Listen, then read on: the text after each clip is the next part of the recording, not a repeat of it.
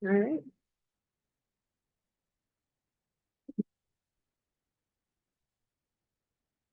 Good evening and welcome to Eugene Police Commission meeting, Thursday, May 9th, 2024.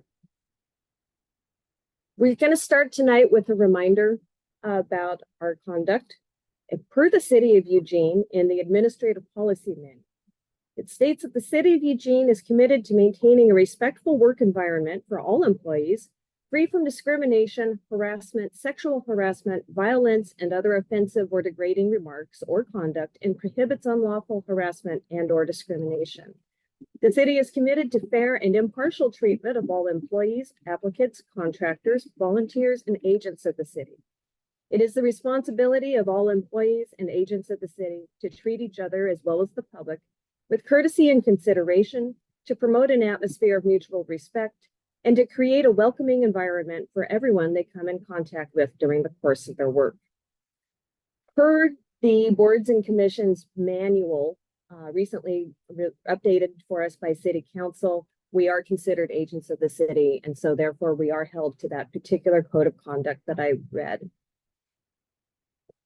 In expansion of that, I would like to remind the commissioners that we will respect each other, obviously. We do follow Robert's rules, and we will refer to each other by titles as commissioner or counselor. And tonight, I am actually a co-host of the Zoom, so if conversations spiral to the point that they did last month, I may possibly mute you. For folks in the room. We may possibly call a recess if necessary. Next month for June, we are holding our elections for chair and vice chair. So that is certainly, you folks are certainly welcome to vote for a different chair if that's not going to work for you. We will begin with reviewing the agenda for this evening. On our agenda, we have our topics of discussion will be the public safety cameras and the naloxone policy. Pending no objections, we will move forward with the agenda. Our previous meeting recap. At our last meeting, we did review policy 1210, public safety cameras, and we agreed to allow some time for our policy sergeant to find an appropriate place to insert some terminology regarding no facial recognition software. We also discussed the recommendation to City Council for a cultural audit of Eugene Police Department, and that one was tabled for the commission to review the 2017 PERF report that was brought to our attention by Officer Tester. We can move into the minutes. Would a commissioner like to make a motion to approve the minutes from last month? Yeah, I will do that first. Thank you, Commissioner Lemons. Is there a second? Thank you, Commissioner Lyman. We have a first and a second, and we can vote on that. All in favor of approving the minutes from last month, please say aye. Okay. Aye. There you are, Commissioner Dr. Booker. Do you vote aye or to approve the minutes? Yeah. Yes. Thank you. The motion passes and moves. The minutes will be put into record. We'll move into liaison reports, and we'll begin with Human Rights Commission. Commissioner Lemons. Thank you, Chair. First of all, I just want to shout out again, Lieutenant Jeremy Williams. He has provided the most thorough reports to the Human Rights Commission since I've been on there, and is always willing and open to engage in further conversation and follow up over email if necessary. So big shout out to him. He's such an asset. I do have five incidents to cover tonight.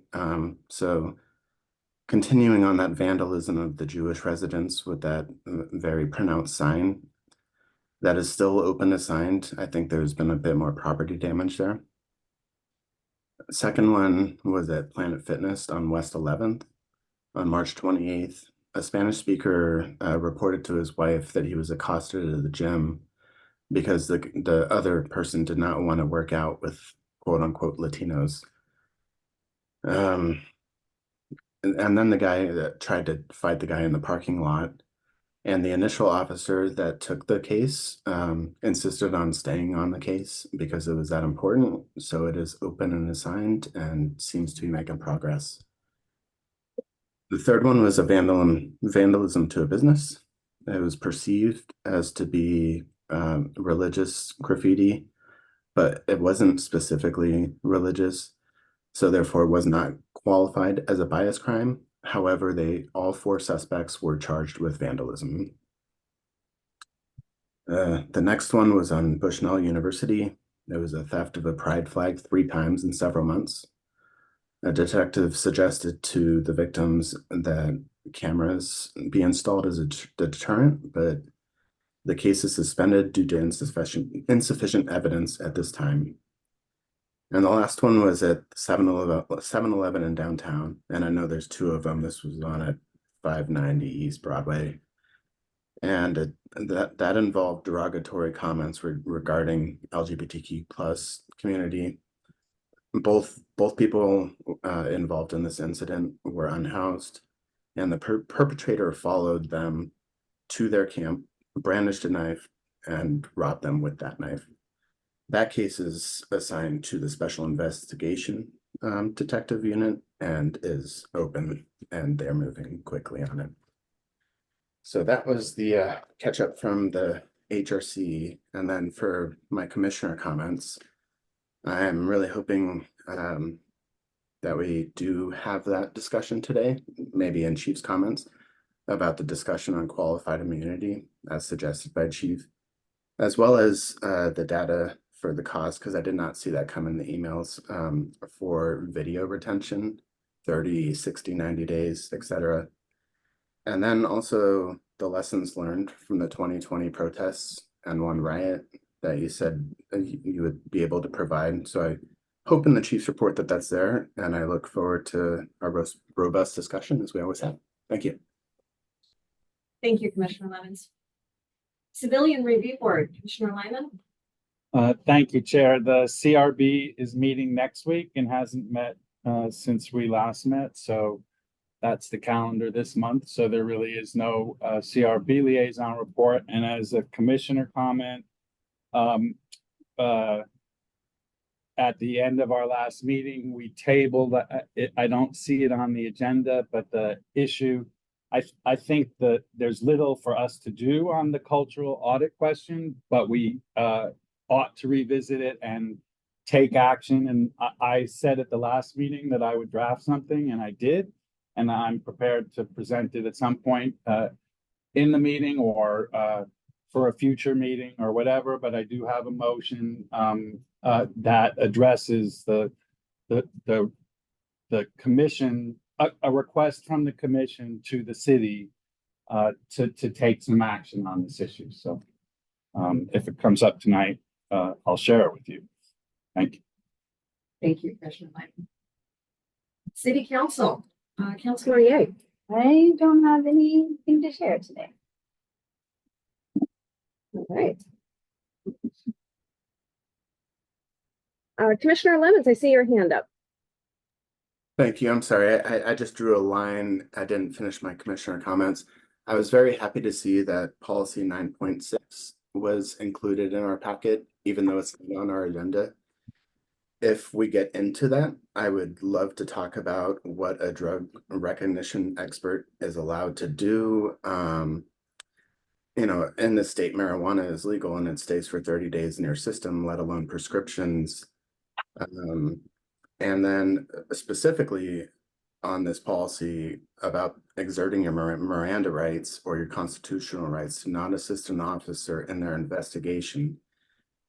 Well, in this state, it should be stated within the policy that that constantly protected right to not and help the police with their investigation leads to an extra misdemeanor charge when it comes to a DUI or DUII.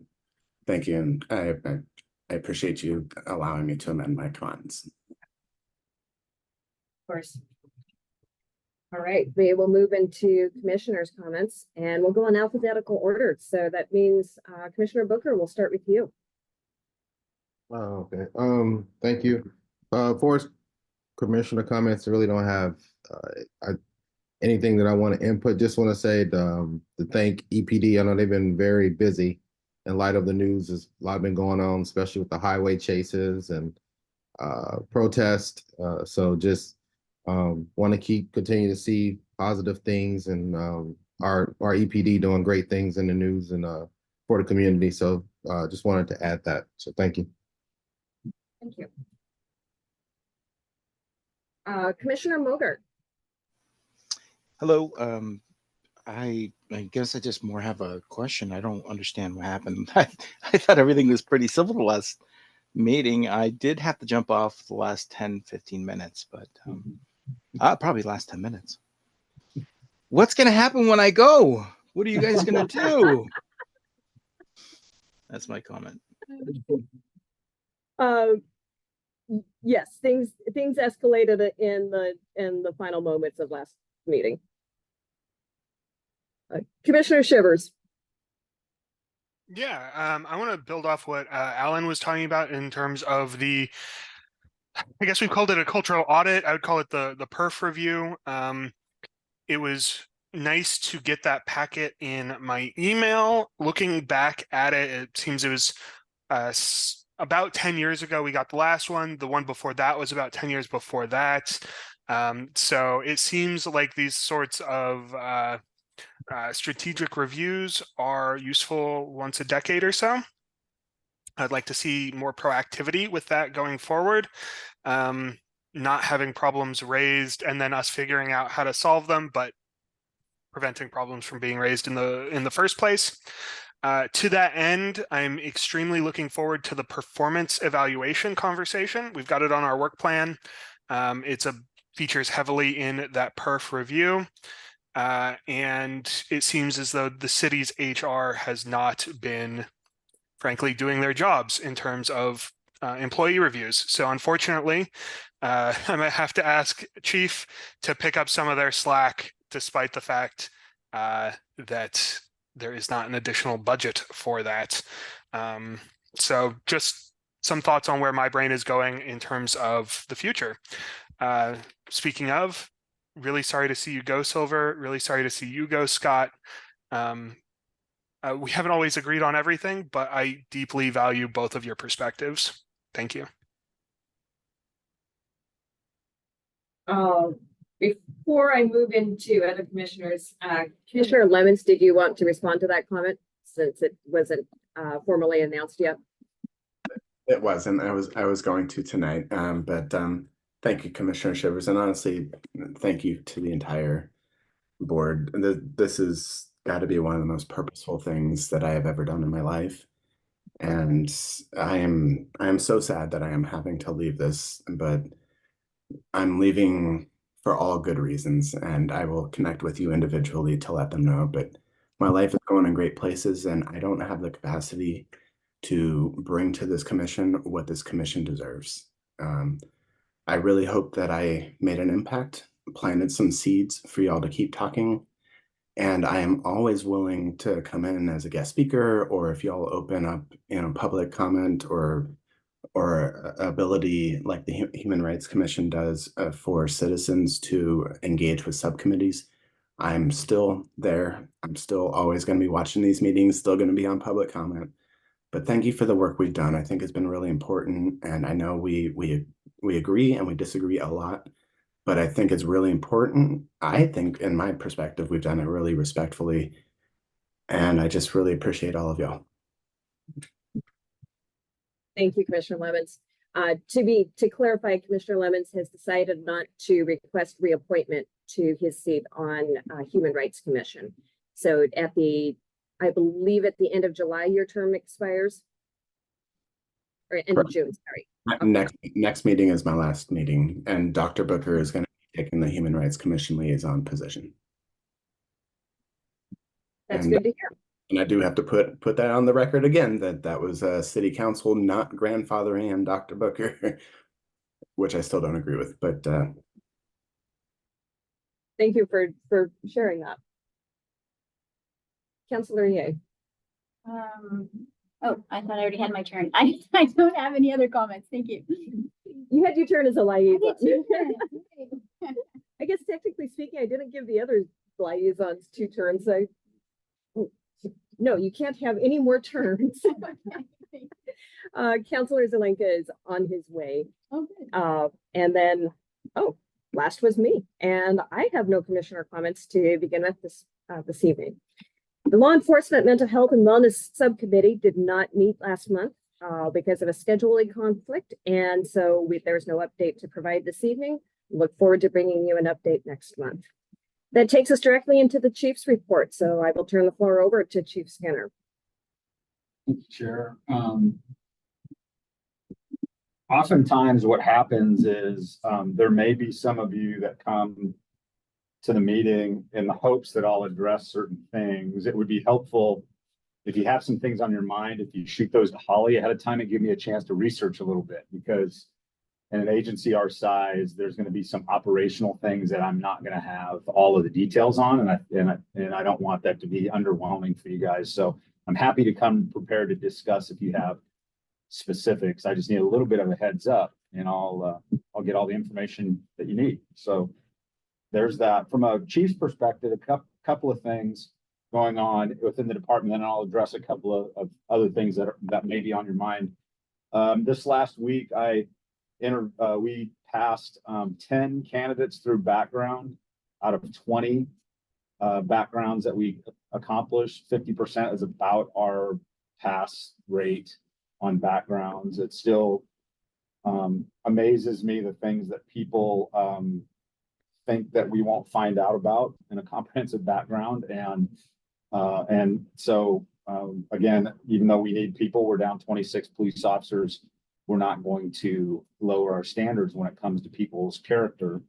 And so we're hoping to onboard 10. I have all 10 of those chiefs interviews next week on Wednesday. I think Wednesday morning, all morning, I'm meeting with candidates. And so if they're all successful and then they're successful with the psychological and the medical, then we will be onboarding them probably sometime in June. And then they'll be off to the academy shortly thereafter. So we keep moving with our hiring for both police officer and dispatchers. That's our focal point right now, trying to get those folks up to staff. Couple of things that are going on in my world. It's probably not a shock that I've been drawn in to a lot of conversations about the camp protest at the University of Oregon. Whether we like it or not, the city of Eugene has gotten really good at understanding how to manage these things and how to minimize their impact the best we can. And in the event that they need to be, if they need to be disbanded, that we have some rules of law that govern what we can and can't do. And so we're trying to mentor the University of Oregon the best we can on how they want to manage this encampment on their campus. I won't go into details other than to say that you can expect your police department to only be engaged where appropriate and likely not see what has happened elsewhere nationwide with other police departments. And so I've got a pretty strong opinion about how we're going to show up and when we're going to show up. And so I'm having those discussions with a lot of the different leaders around the area. And so more to come on that as they continue to manage that. I will say, Commissioner Shivers, the concept of performance evaluations is a timely comment, because just last week I got my first look at a draft performance evaluation that was proposed for citywide for unrepresented staff. And so we're going through that process right now as execs to land on that. It's tied to our pay for performance, our new pay for performance type of construct that we just recently moved to. And so it's in process, and it's a lot of work that's happening. But I would think that things are going to come together pretty quickly as we approach a new a July 1st deadline for potential pay for performance types of things. And so And just as a reminder, that's for non-represented staff, not represented folks, because the union folks are different, a little bit of a different animal, because there's some bargaining that needs to go in there, depending on how we want to do that. So more to come on that, but that is top of mind for execs right now doing that. I will say that even though the law enforcement, mental health, what do you call It's a yourselves? mouthful. It's a mouthful. Your law enforcement and Mental health and wellness. and wellness subcommittee. I have in my inbox, and I have yet to be able to break them open just because of some other things. I've got policies, sample policies from both Hillsborough and Beaverton sitting in there that Julie Sergeant Braun gave me, that I think give us a couple of options for you to look at for language recommendations. Beaverton's is very, very prescriptive with a checkbox type of thing. Hillsborough's is less, but both are more, I'll use the term advanced loosely, but more advanced than what we have. So I think it's a good starting point. So we'll take a look at those. Which policies would those be, Chief? Those are the policies about returning to work after an OIS. Thank you. Beaverton and Hillsborough. So I think it's a good start for that group to take a look at and see what we like. And I'm happy to engage in dialogue on, because I lived in one of those worlds for a while in Hillsborough, so I can speak to some lived experience on how those kind of show up in an organization. The cultural audit was brought up tonight. I will tell you that I am waiting for a scope of work from a group that does this work. And hopeful to see that over the next week. It's a group that has done this work up and down the West Coast deeply, has a deep understanding of law enforcement and law enforcement culture. It's mostly, it's led by executives that do this work in other areas and have experience. And so I'm waiting to see what their scope of work looks like.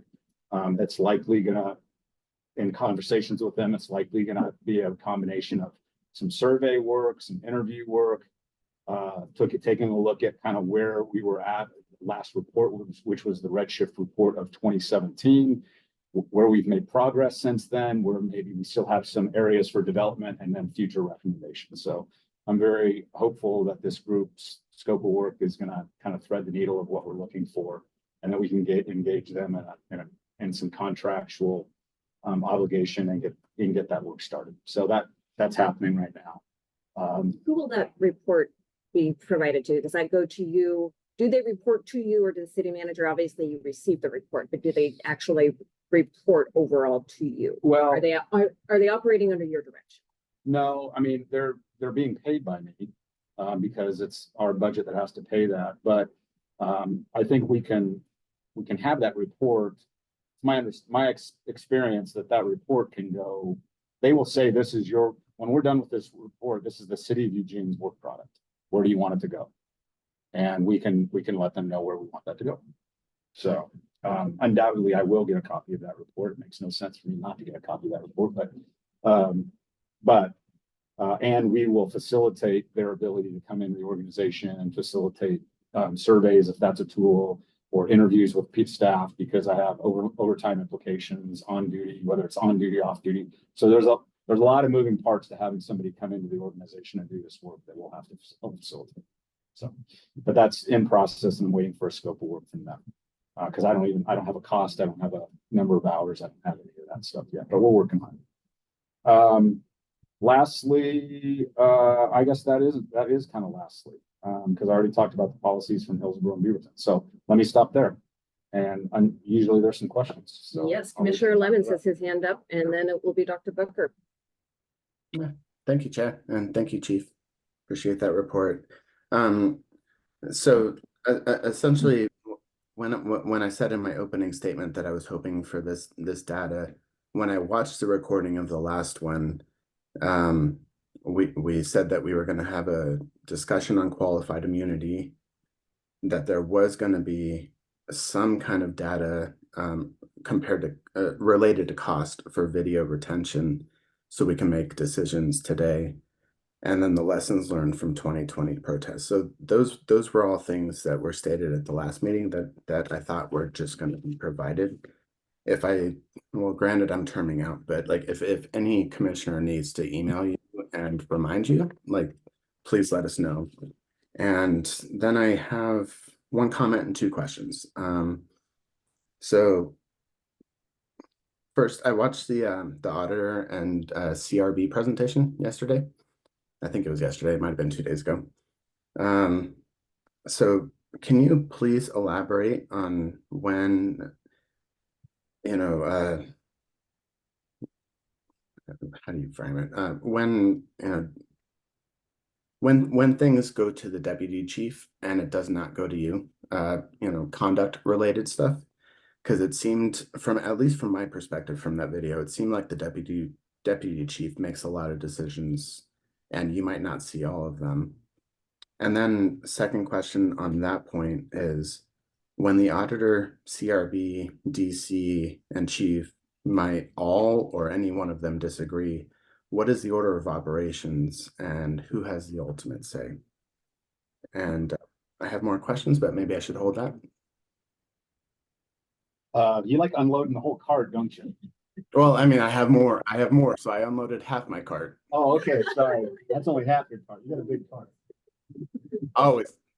You know, Let me see if I can pick these up. So the qualified immunity conversation, my recollection was, my suggestion was that we schedule a time where we could bring somebody in and talk about what qualified immunity means, both from a federal and state perspective as it pertains to public safety. I'm not, it's very much a legal standard, and I'm not prepared to be able to do that probably adequately. So I would just still suggest that if that's important to the commission, that we probably find somebody that could be really good about helping us understand qualified immunity, because it shows up in a lot of different areas, not just in public safety, and being able to do that. So I do think that that's something we can pick off in the future with respect to that.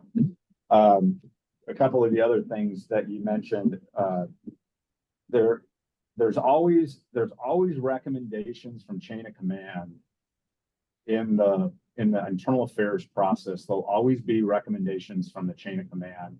Sometimes that includes the deputy chief. In other cases, it may not, but that chain of command usually flows up through the deputy chief, where you'll see his signature on many things before it comes to me. So as my number two, it's important for him to be aware of, especially since most of these things are operational. It's important for him to have exposure to all those things. And sometimes he will disagree with what the lower command is saying about adjudication and or discipline. And he and I spend a lot of time together. So he kind of knows where I'm going with certain things. And so he may have a chance to disagree and offer a different opinion. And that's important for me. Because to answer another one of your questions, it's my final decision. Even if there's a disagreement between us and the auditor's office, it's my final decision. That's why my decision is often rooted in both information that I get through the internal affairs process, to the memos written by not only chain of command about the way they're processing the information, but also the auditor's office and the way they're processing information before I make my final decision. And we don't, in the grand scheme of things, we don't disagree a ton, but from time to time we do disagree in the way that we look at things. And ultimately, it's my decision to make at the end, because I have to defend it in the event that it goes to grievance and or arbitration over discipline or adjudication. I have to be able to defend the decision that's been made. So it is my decision. So go ahead with the rest of your part. Actually, what's up, Chair? actually, I was gonna let Commissioner Booker and then Commissioner Mogart go, and Commissioner Lemons, I promise you will get a chance to unload the rest of your cart. Oh, I was gonna say he could finish. He could finish. All right, Commissioner Lemons. Wait, so one point of clarification that I wanted was, does every one of these things escalate to you and you make the final decision, or does, Deputy Chief Adams or supervisors below you, and it doesn't even get to your awareness? I have to sign off on every decision. Okay, great. Thank you. And then, so that covered basically everything outside of, and I would love all the commissioners to get in their stuff first. And then I would just like an update on how the whole Measure 110 reform is going. It's been a month, and I'm sure you've had a lot of talks about it, but that doesn't need to be before It's this. the majority of the work that we're doing right now, Commissioner Lemons, is around the concept of deflection. And that's really county work that's happening, but I'm involved in helping to discuss the mechanics of what a deflection program would be out in the, in how that works out in the streets, so it doesn't become a burden for officers to the extent that it's creating, extended delays waiting for either resources in the absence of taking somebody somewhere, or trying to find a way to take somebody somewhere and being able to drop them off quickly and be able to get back in service. So no real updates other than to say that the county is going to have some money. I think it's like $1.2 million based on my recollection, to stand up a deflection program, and we're involved in those discussions. Thank you so much. Appreciate it. Commissioner Booker? Thank you, Chair. Just on the conversation for qualified immunity, pretty much just a statement. I just want to make sure, because we did say last time that whenever you do find someone to come in and speak about it, that they make sure that they show pros and cons and the ways that qualified immunity has been misused, especially using examples that we've seen in the national news. So I just want to make sure that that was on record stated whenever this qualified immunity conversation takes place. For the onboarding, I know like the last couple of meetings we've talked about new officer recruits and onboarding new candidates. Have any of these candidates been Black? I have not seen the most recent candidates yet. So I've not seen them in the flesh yet. I'll see them on Wednesday. Okay. And then just, is anything being done on, just from your perspective, to rectify the need to recruit more Black officers? Well, what I would tell you is that almost every recruitment, I get a report about what the perception of the diversity is in that group. And I've been pleased with what our numbers have been showing, both the Black and Latino officers as well as female officer candidates. And what I would say is that even though I get excited about that, I don't get excited until everybody passes background and comes to the Chiefs interview. So we often are struggling in some instances to get people through background. Not necessarily any specific group of people are struggling more than others, but as you can imagine, as we have more white candidates than other candidates, white male candidates than any other candidate, just the numbers game, you see them getting through background, or see more of them through background just because of the numbers game. So I'll find out on Wednesday when they come into my office and sit down, and I get to meet them. But at this point, I don't know if anybody identifies as a Black, Latino, or even, I'm really careful about even making any assumptions about gender at this point either. So I just wait until I get a chance to meet with them. Okay, we'll follow back up on that. And then I'm glad you addressed the protest on campus. Definitely don't want to see happening on UO what we see happening on other campuses. So I definitely kudos for the conversation going on with the University of Oregon, and definitely hopefully leading the nation and how we should address the on-campus protests. For his performance evals, you mentioned that you're working on non-represented staff versus I guess the union in terms of performance reports. Where's the accountability for the union officers that these performance reports aren't being conducted on? Well, the union does have performance reviews. The accountability is squarely on our shoulders to make sure that they're being done in a timely manner and a consistent manner. So it's less about the mechanics of what I'll call it a PE, performance evaluation. It's less about what the PE is, and it's more about this department's dedication to do that. And we're scheduled to have a command leadership 2024 training in June, because we have so many new supervisors, both sworn and professional staff supervisors. And that's going to be a topic for conversation around more consistently doing performance evaluations. One thing that I will say, as a byproduct of special teams and promotions and some things that happen in that world, is every time somebody wants to do something different, I'll just say it that way, part of that process is that we do what we call a performance review.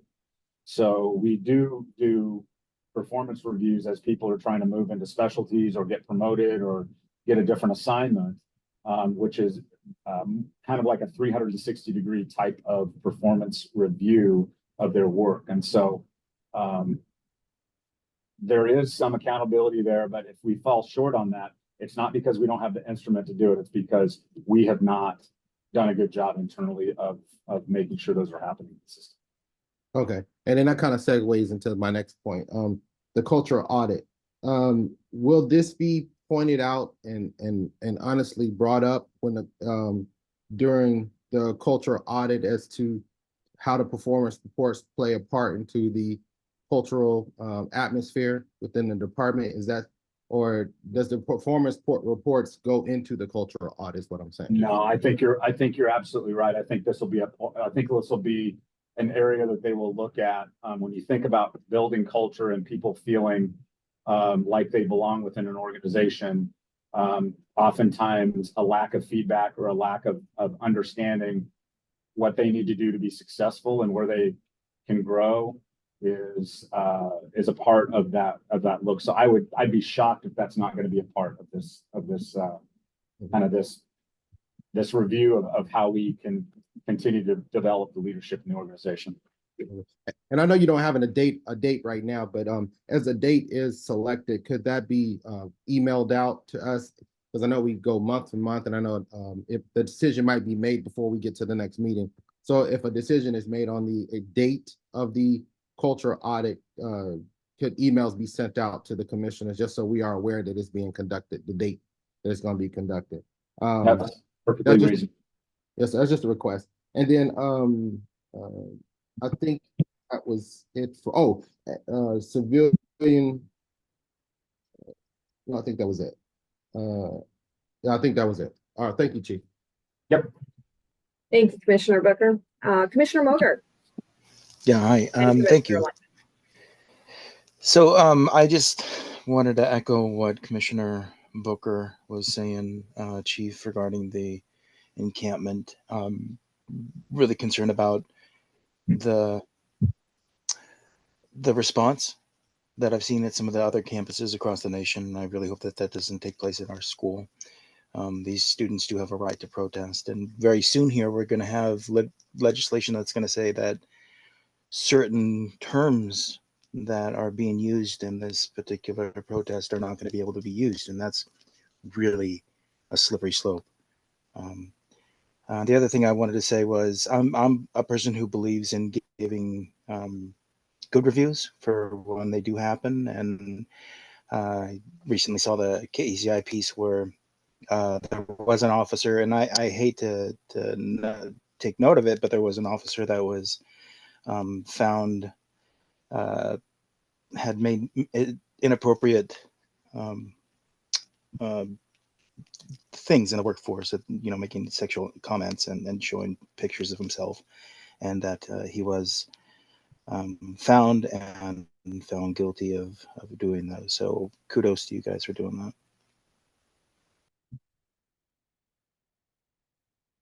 Thank you, Commissioner Moger. Commissioner Lehman. Thank you. On that, since we're talking about the idea of this cultural audit, I have a desire to have it be not totally internal to EPD, just because I think we looked at the 2017 perf evaluation, and I believe I'm seeing a lot of the persistent same issues, and it's not a, I am prepared at some point to share with the commission a motion to ask the city to oversee an evaluation and to fund it however it seems fit. And if it's internal and within the department, that's fine too, but I just want to raise the issue that the stakes are high and it may be not completely appropriate to be an internal.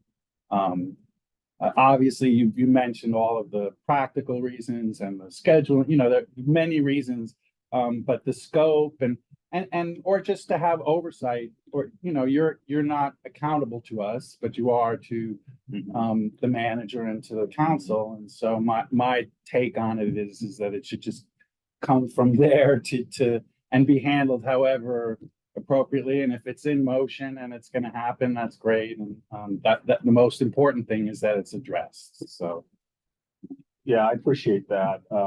I think where I'm hung up on is maybe the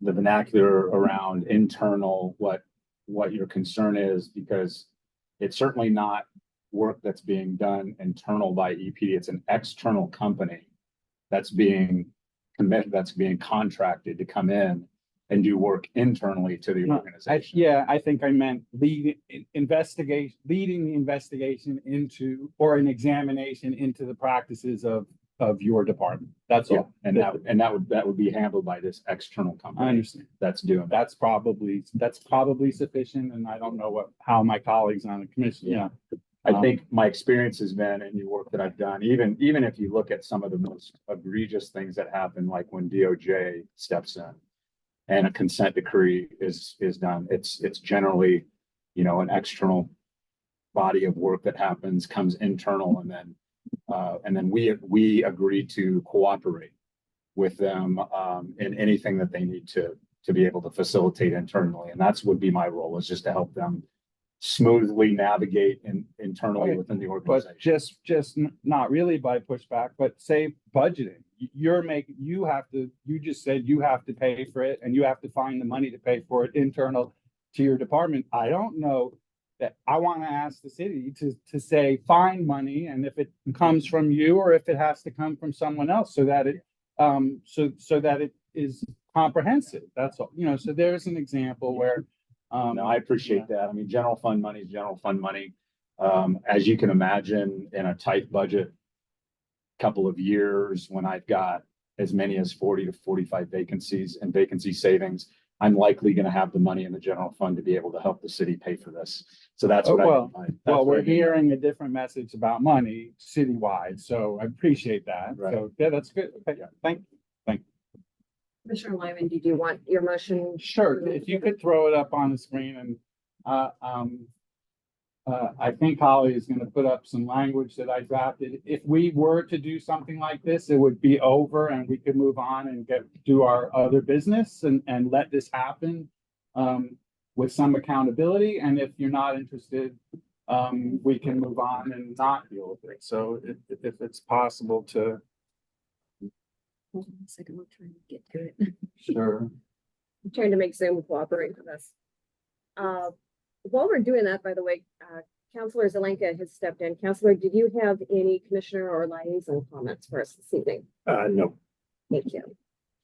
I did comment on some of that Commissioner Lane said, which is the budget message.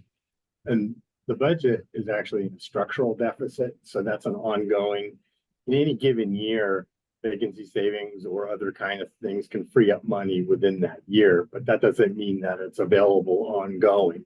So the problem we're having in the budget today is that it's an ongoing deficit of more than $10 million, which is significant in general fund. Thank you. All right, so They're not seeing it just yet.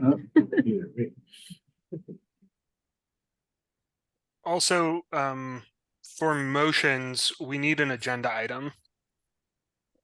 In the minutes, I actually had a motion that we tabled, so that might be the best starting point. I'm just going to say that I said it, we tabled it, and we tabled it. I said I was going to put the writing together. I am at the pleasure of, I'm not trying to force this on anyone. And if you want to take it, otherwise I'll just put it out there and we'll get it on the agenda and deal with it in the future. It's simply just asking, here, I'm just gonna read it.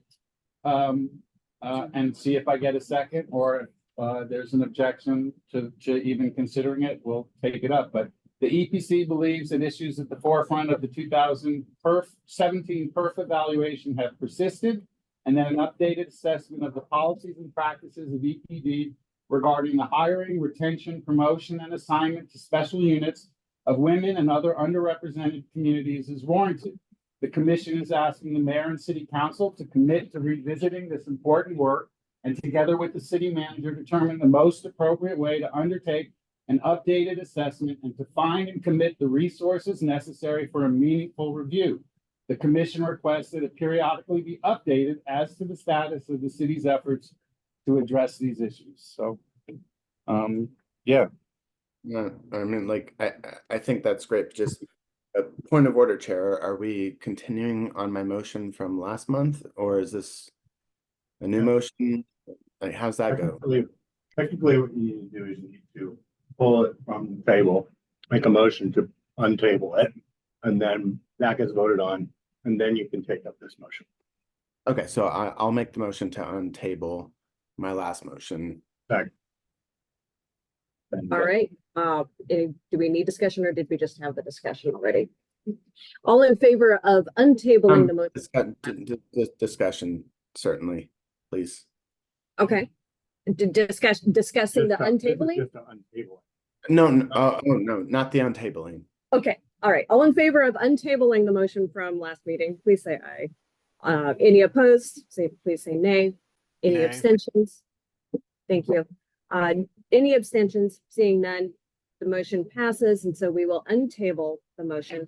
I will provide a reminder that we do have 2 other policies to review this evening, and so, but I do appreciate Commissioner Lyman bringing this in written format for us to review this evening. Commissioner Lyman, please proceed.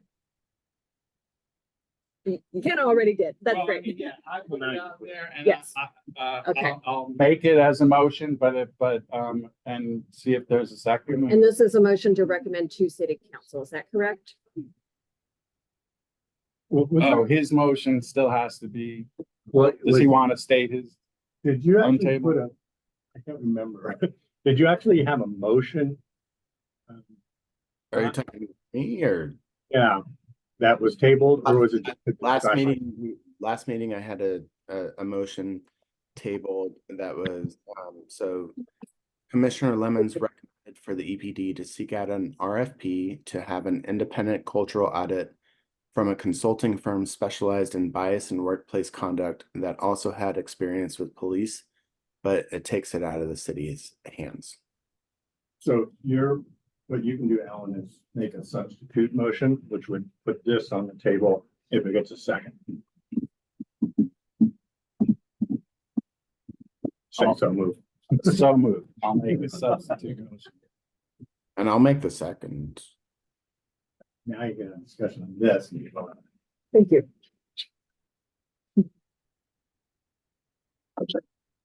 All right, so the motion currently on the table, thankfully, is written out for us. And so we have it here the way that Commissioner Lyman has presented. Now, are we voting on this as a recommendation to city council? Is that the intention? Yeah, this was, thank you. This was just in recognition of our role that I personally believe the role of the police, we don't have the ability to direct the study. We don't have the ability to direct expenditures or to tell staff what to do. And we're interested in this. And there's really no question. It looks like the action is happening.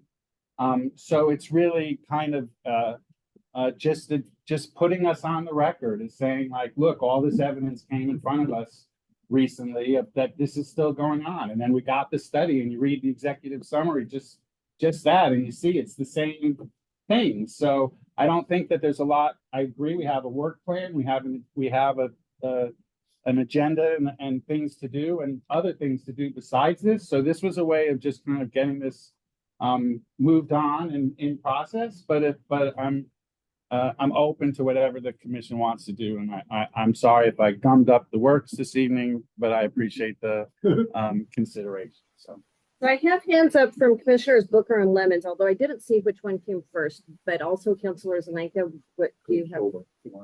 And so, Booker. All right. Oh, but I don't know which one came first as far as the hands on the screen. All right, I'm gonna pick Commissioner Mogart.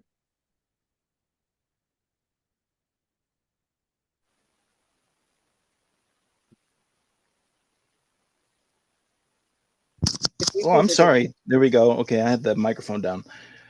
Is it possible to? I liked Commissioner Lemon's intent with getting some organization or some background that had some sort of or organizational component that had some background in working with bias and diversity, and some of the other portions of his original motion. Is it possible to get that put into the Commissioner Lehman language, just so that there's an attempt at least to make that happen? Commissioner Lyman, it's your motion, so I believe we're asking for a friendly amendment.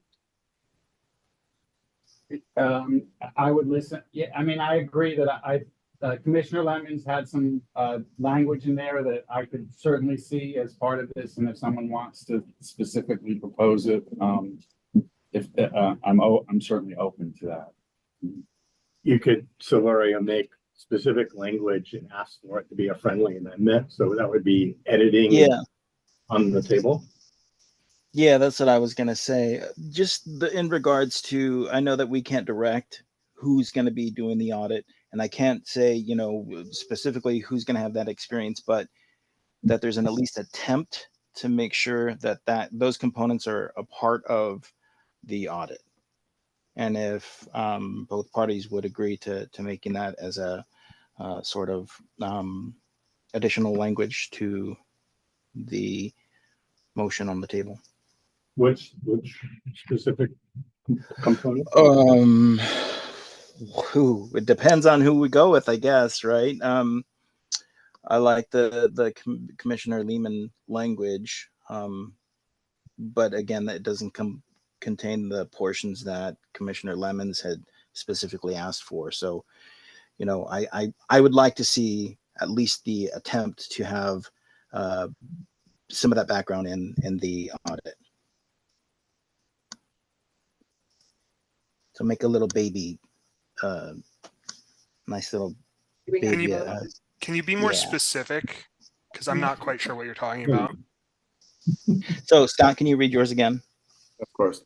So Commissioner Lemons recommended for the EPD to seek out an RFP to have an independent cultural audit from a consulting firm specialized in bias and workplace conduct that also has experience with police, but takes it out of the city's hands. So the final portion of that, that not necessarily to take it out of the city's hands if the city does have that kind of experience, but to have some cultural understanding to make that attempt to find a auditor that would make that possible. And that last sentence was just to be independent from EPD. Great. Commissioner Booker.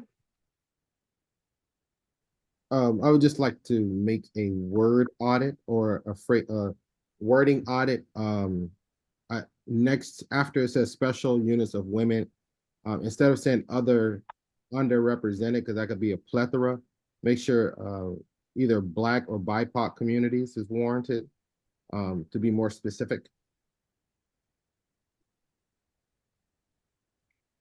So help me out here, because I'm still actually unclear on the intention of this motion. Are we making this so that it's on public record as what the commission is asking for, or are we actually wanting to present this recommendation to City Council? From what I'm understanding, this is supposed to be the wording for a motion, and then once we vote on it, as once the wording is corrected, and we're happy with the wording, we'll say we're going to make it a motion, we'll vote on it, and it can go to city council.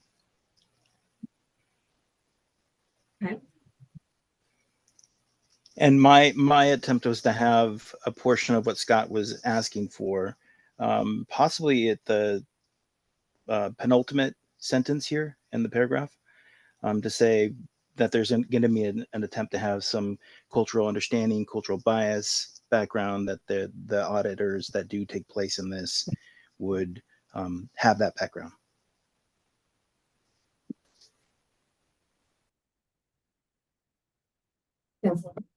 So the important part of this Alan's motion is Commission is asking the mayor and city council to commit to revisiting the important work and together with the city manager determine the most appropriate way to undertake and update the assessment and find a commitment to the resources. So what I hear a couple of people saying is you want there to be other more specific conditions added to this motion other than which would replace the direction to have the city manager determine the most appropriate way to undertake the assessment. You want to direct how they do that.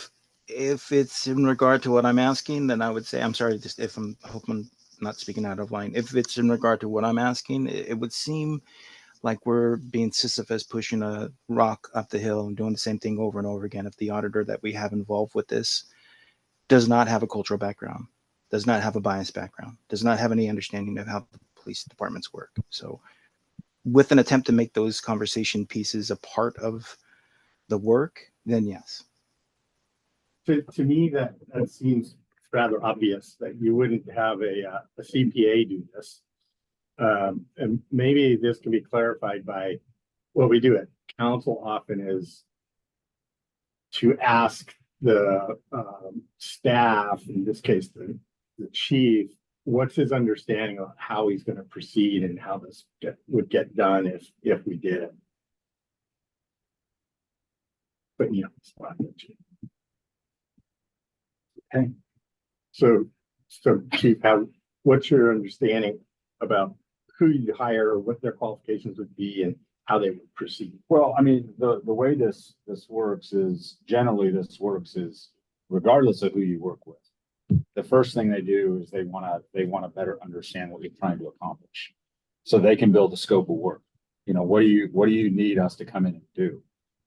So they can build a scope of work. And so, like for instance, with the company that's building me a scope of work now, I've been able to explain, you know, discussions we've had on this table. I've been able to explain what we've seen with some recent internal affairs, very lengthy internal affairs investigations around some of our employees and some of the harassment that's been occurring.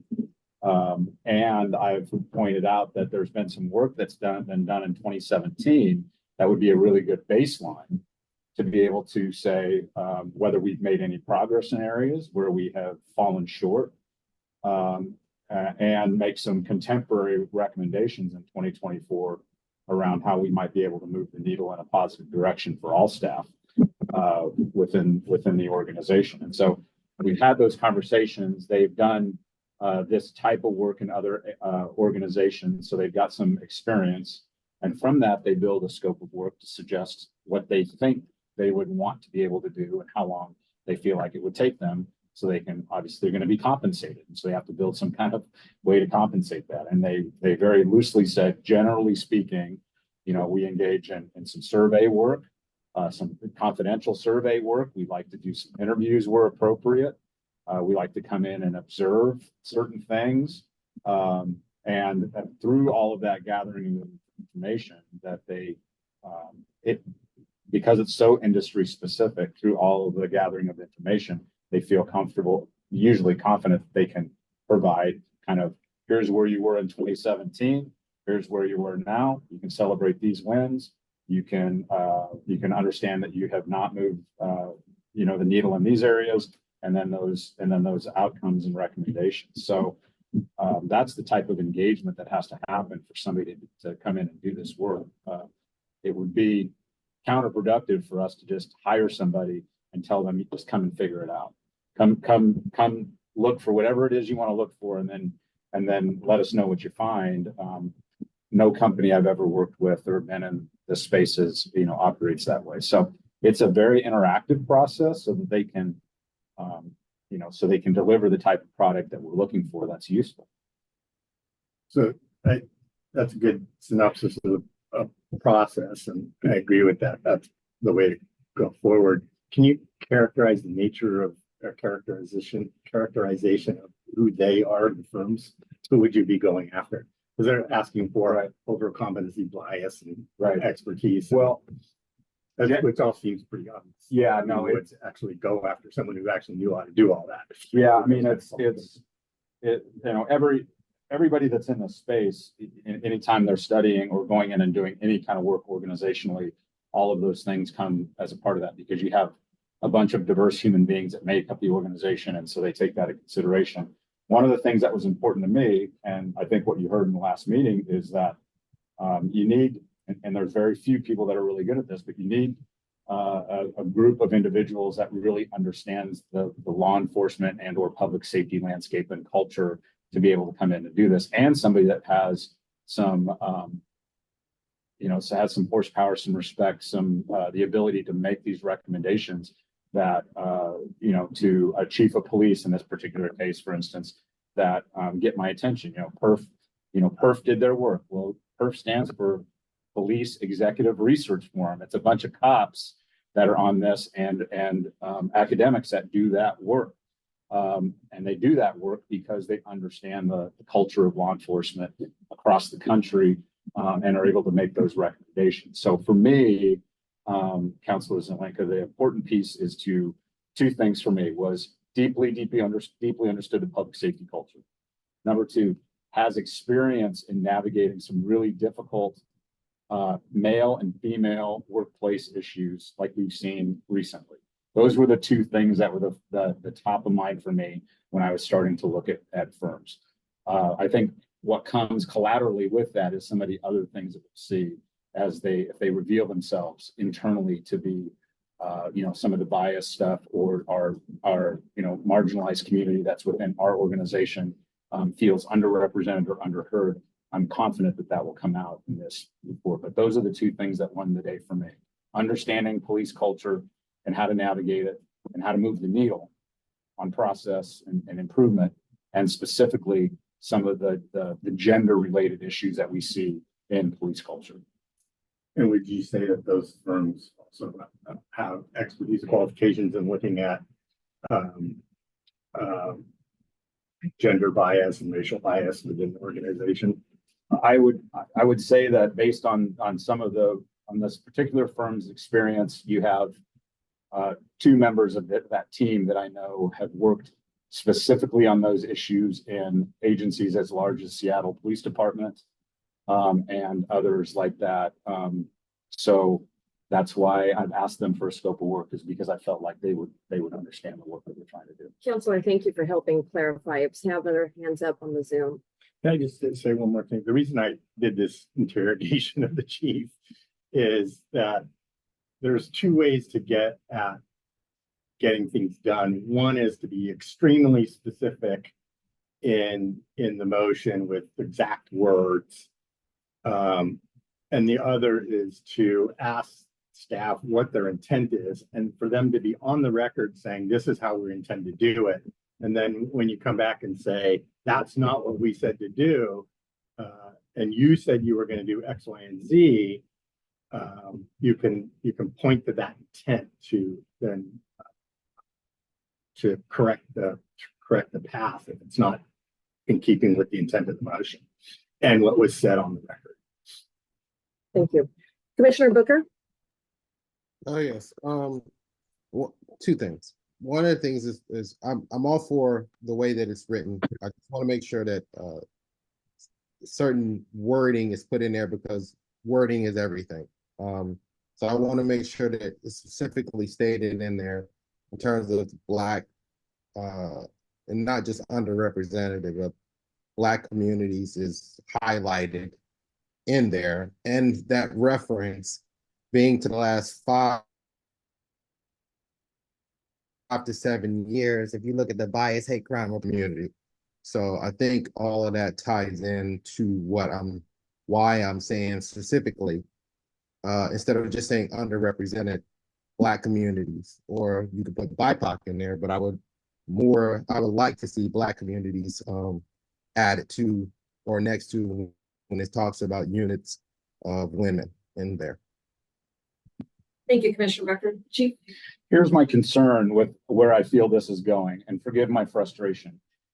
This is not bringing somebody in to study how we deal with community issues and how we deal with people in the community. This is we're bringing somebody in to talk about how we function internally and treat each other as an organization. So I want to make sure that the scope doesn't get so broad that we're trying. Okay. That we're trying to, I was like, am I interrupting myself? I'm interrupting myself. I'm frustrated with interrupting myself. We got to do something. You guys that are, You guys, Corey, anybody that's not muted, that might. Silky, you need to mute. So that would be Commissioner Booker. Chief, please continue. So just so that we can be really narrowly focused on what we're trying to do, because the scope of work that I'm looking for is internal work, internal to their part, how we function, how we treat each other, how we pay attention to what's going on, how do we make sure these things aren't happening, how we help people feel like they belong, can thrive, and be successful within the Eugene Police Department. There has been no discussion up to this point to suggest that part of this work would also be how we show up in the community. So if that's something that we're wanting to do, that is a completely different conversation than what I felt like we were having. I honestly think it all ties in, to be honest with you. I don't think it's broad. I think it kind of all ties in. I guess another question would be, was once we do select the organization that's going to do the evaluation, is it possible to get them to come to the police commission meeting and meet us? I would guess that would be up to them whether they felt like that was important for them to do in the scope of their work. So I can certainly offer that as an option, and then they would choose whether or not they would want to do that or not. So No, I can't make that promise on their behalf without having even gotten the contract finalized. And who knows, the scope of work may come in and it may just be garbage. And I'm back to the drawing board. I have to wait and see what they're proposing, and the cost and everything else. I understand. I would just say I would like to request if once they are selected, I would like to request that they come meet us, rather than ask them if they would. Thank you for putting that on the record, Commissioner Booker. Commissioner Shivers? Yeah, we've been talking a lot about who would be doing this scope of work. I also thought this was a pretty cut and dry sort of issue. The PERF organization seems to be the primary game in town for peer review of police departments and reaching strategic goals. Out of curiosity, I was wondering who here read the review that went out last time. The review? The PERF review, the cultural audit that we're talking about. It had a number of issues on there. And I was extremely satisfied with both the thoroughness and objectivity of that review. So I think we can trust whoever we send this motion to do their due diligence in the review process. I don't think we as a commission should dip our fingers that deeply into it. Even if we, get the ball started to rolling, I feel like that is the scope of what we should work on as a commission. Thank you. Thank you. Commissioner Mogart? Thank you. Chief, it sounds like you already had somebody in mind. I have a company that I have, through some recommendations, have engaged in some, initial dialogue with, and they're trying to build me a scope of work. Okay. But I've not committed to that company. I'm waiting to see the information they're going to send me.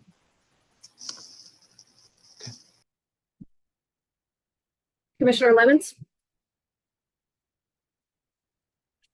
Thank you. Sorry for taking myself off camera for a little bit. To Dr. Booker's point, and I fully appreciate and understand what you're trying to do. But if you include BIPOC, that does not include people with disabilities. So I would actually suggest leaving in the language there. And can we get that screen back up? Because I had some objections. or That will, friendly- that will depend on if Wait. Zoom cooperates with that. Zoom and City Yeah, Wi-Fi it are was- not. it was Judge Lehman's motion. And from while you are doing this, just for context, from last meeting, we were asked to give a good preamble to why we were doing this. And that's where I was seeing this. And then I seconded it just because I wanted to be able to discuss it further. But within the preamble, so the commission is asking to revisit the important work with the city manager to determine the most appropriate way. I would suggest a friendly amendment that the commission is asking the mayor and the city council to recommit to revisiting this work and stop it there, take out together with city management to determine a meaningful review. That's very ambiguous and leaves a lot of power still within the city, where I'm trying to find a very independent audit. So that's the one friendly amendment I would like to make to the preamble, and then I would still like my motion to be after this preamble. Just a second. Commissioner Mogart, your hand is still up? Or is it Oh, yeah, raised? no. Well, I did want to tell Sean that I did read the whole commission report, and I read it to my family. It was engaging. That's a lot to a bedtime reading for your family. Put on the seat right away. Is there any issue with us adding just that portion of the language? Just that there's going to be an attempt, and I would say BIPOC and underrepresented communities, because BIPOC is pretty specific, anyways.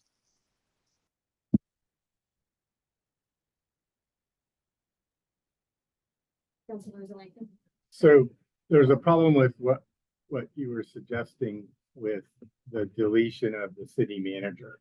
So the city council does not have contracts for consultants or direct staff to do anything. We only have 3 employees: the judge, police auditor, and the city manager. Every single motion we do directs the city manager to do something. So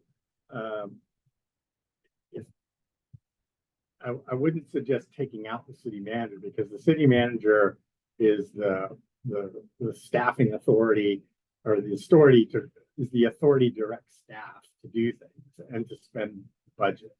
So I like the way that Commissioner Lyman has done this, because that's the way that actually the city works. And so by saying the city commit to revisiting its work and together with the city manager determine the most appropriate way, that means the council and the city manager working together to move this forward. And that's actually the motion, not the preamble, like the sentence before that, which is the stuff about what it means. The actual ask is the motion. Then I revoke my second. Okay. Commissioner Lemons, your hand is up. Did you have more to? Well, I was hoping there was some discussion about this being the preamble, and then the motion that I made last month being what we are asking for. And I want us all to remember, we're just an advisory board. The city council gets to make any changes they want to. But I really think that this should be in policy on the public record. So technically, this was a substitute motion for your motion. And you're better at Robert's rules than I will ever be. And so it's not a preamble to your motion. This is actually Oh, okay. So takes your motion and takes it off the table. Okay, so I guess to clarify, last meeting, it was suggested, I think it was either Judge Lehman or Chief Skinner, to have a preamble to why we were concerned about this. And then we were going to put in the motion for the action steps. So I thought this was just the preamble, and that's why I seconded it, and I wanted some discussion. But if this is the whole motion, then I'm rescinding my second. It is that. Then I will second. You can't really rescind a second. Yeah. You can vote against it, but Okay, well, and then I'll be voting against it. If we are not at, You can rescind a second. so, Rescind it. okay, I thought I Yeah, could. point of clarity. I know I'm really slow on a lot of this stuff, but I thought we were voting on Scott's original motion with this being an additional part of the language. That's where I thought we were. Thank you. I thought, Commissioner Lennon. Yeah, I really just felt that this was something that we could not ignore as a commission, that enough people came to us, enough information was brought before us, the CRB just did that huge case, that it was going from anecdotal to something needs to happen. Chief has told us something's happening. I'm really on board with that. I expressed concerns earlier in this meeting that police policing themselves is not the most ideal thing perhaps, but my goal was to just let the city know that as a commission, we would like this to happen. And the chief's saying it's happening. And of course it's going to be it would be senseless to examine these issues with an organization that lacked any kind of cultural competency or recognition of bias. I mean, that's the whole point of it, I believe. But this was just to be simple and was to push something off and express our belief that this is important. We don't have the power to tell them what to do or how to do it or spend money. So we might as well, to wordsmith it. We could spend all night and 3 meetings doing it, but really, like, it's not worth it because it's going to happen anyway. And I think that this was just an attempt to be simple and kind of non-confrontational about it and recognize what our role is as a commission. And if we don't want to do it, we don't want to do it. We should get on with the business of what we're doing.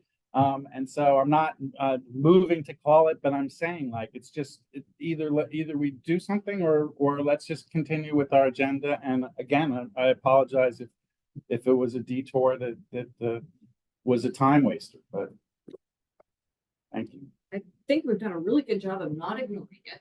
I think if anything, we should get an award for unignored. Commissioner Levens. yeah, no, thank you. I appreciate you, Judge Lehman. You've actually mentored me so much. It's really, I thought this at the last meeting, it was suggested that we came up to a preamble as to why we wanted to make this recommendation. So I still want my motion to be out there with this preamble included. So I guess that would be a friendly amendment to your motion because I rescinded it. I'm not great with Robert's rules, but I do have. I see what you're saying about the city manager stuff, and so I'll take that back. But I would like to add that a cultural audit needs to be done by the end of 2024, and then every verbiage of my previous motion. Yeah, I'm leaving it alone. I'm not going to accept friendly. I'm just, it's either we act or probably we shouldn't. I'm non-judgmental about it, but I think if I entertain that friendly, then there's others that are gonna, go. So respectfully. Okay, that's great. Then I motion to call. Please help me out. What does that mean? I'll call the question. Call the question. We vote on it. Or we, And we vote on closing up the debate. I want my motion in there, but this is a preamble. So I'll second the motion, call a vote. So now we vote on the motion to close the debate and to go directly to vote without any further discussion. Did you just make that motion? He made the You motion, made I the seconded motion. it, You seconded. and you have to Okay. call the roll. All right. All those in favor, please say aye. Aye. Aye. Any opposed? Please say no. No, Any abstentions? I abstain. Thank you. So the motion as stated, will you please again make super clear for me what the motion was? So, Alan, Questions called. the question's called, if there's no more debate. The motion on the table is a substitute motion for the one from the previous meeting. And it's the one that's on the screen right now, which hopefully everybody can see. And so that's the motion that we'd be voting on, yes or no. If Scott, you wanted to bring up the other part of it, that would be a completely separate action. how would I do that? You'd have to do it after this. Oh, okay. I will do so. Kelly, did you, Kelly? No, We now, haven't now we're voted, voting on now the we're- motion. Now we're voting on the Who motion. did Okay. vote? We voted to vote. Now we're voting on the motion. Voted to pass the debate. My gosh, thank you so much for helping. All right. Well then, all in favor, please say aye. Aye. That's 4. All opposed, please say no. No. Thank you. One no, and I believe I saw Commissioner Lemons raise his hand as well. So Shivers, Sean, you're muted. I believe it was his voice that said, Yeah, I also said no. and any abstentions, I abstain. as do I. So we Can I have, speak to the abstention? yes, please.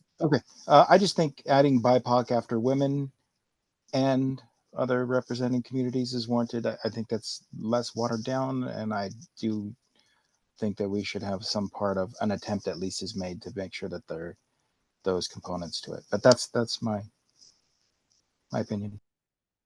Thank you. It passes. It's not on the agenda. 4 out of 3 with 1 abstention. Two abstentions. 2 abstentions. Okay. How many people do we have? We have 8. 4 to 2, so it doesn't pass. The motion did not pass. Commissioner Booker? I was just gonna speak to, I think it was a win on both sides of voting in favor of it. Because Scott's gonna follow up with another motion, which would add to it. So I feel like if we would have voted in favor of both motions, then we're covering all bases. And then along with voting in favor of both motions, I think this one got voted down, but if we're gonna vote in favor of Scott's motion, then a ask would be once the agency is selected that they attend a police commissioner meeting, so we have an opportunity to meet them. Thank you for that. I believe you were referring to Commissioner Lemons, whose hand is up. Commissioner Lemons? Thank you. And honestly, it was the order of operations why I had to vote no on this. If I knew that, and I am going to make that motion here pretty soon, but if I knew that my motion was going to be included in this, I would have been fully supportive. But therefore, I am going to make the motion that I did last month, that EPD to seek out requests for proposal to have an independent cultural audit from a consulting firm specialized in bias and workplace conduct and that also has experience with police. And I'll take out the out of city hands.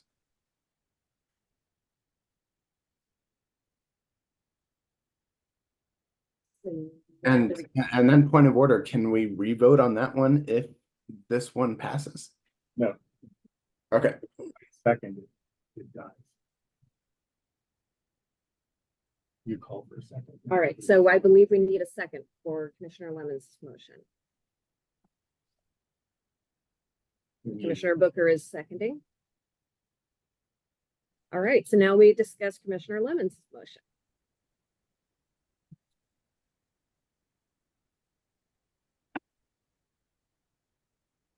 Commissioner Booker? Again, thank you, Chair. I'm in favor for Commissioner Lemon's motion. I think it speaks to exactly what Commissioner Judge Lehman was speaking to, and I definitely appreciate the wording from the PowerPoint that we got to see. That was exceptional wording. But I am definitely in favor of moving this forward.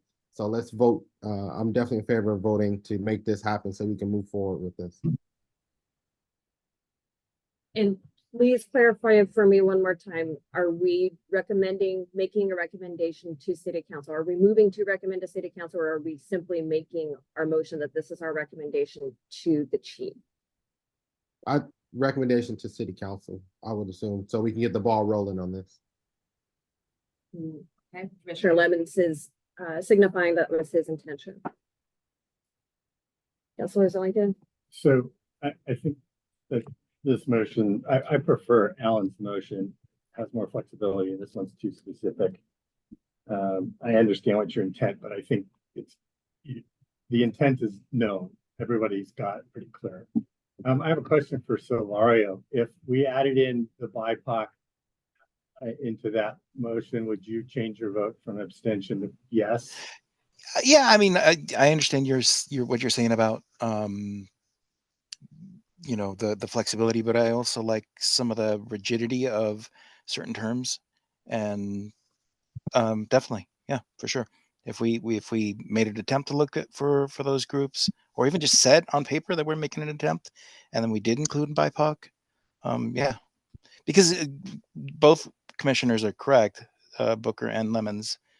Underrepresented communities doesn't necessarily mean BIPOC communities, and some people might take offense to that, but underrepresented communities does include communities with disabilities. So The reason I ask is because if this motion fails, I would bring back Commissioner Lyman's motion with the BIPOC added, as you suggested, Solario. thank you. That's a friendly amendment that I'm willing to take. But your motion doesn't include this. It's just what you said, Scott. I can't take a friendly amendment. I'm sorry, I'm not great with Robert's rules, but like I'm down to include BIPOC and other marginalized communities. Your specific motion was what you said. Yeah, but he can have a friendly, just like Yeah. Alan Right, can. and it Right. didn't include the Allen's motion, It didn't include Alan's, Dr. Allen's Booker. language, or BIPOC.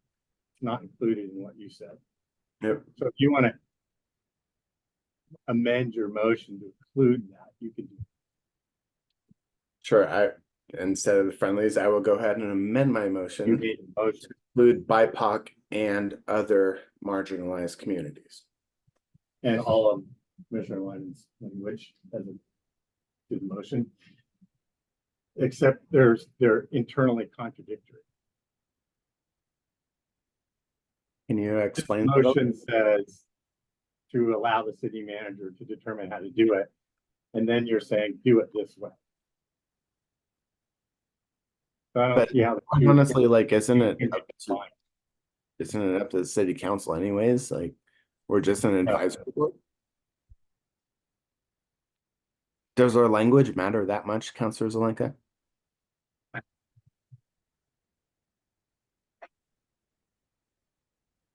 So the two motions, I don't think can stand together. The two pieces of language can't stand together.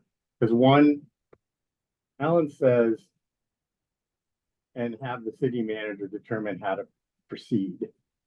And your motion, Scott, says, and do it this way.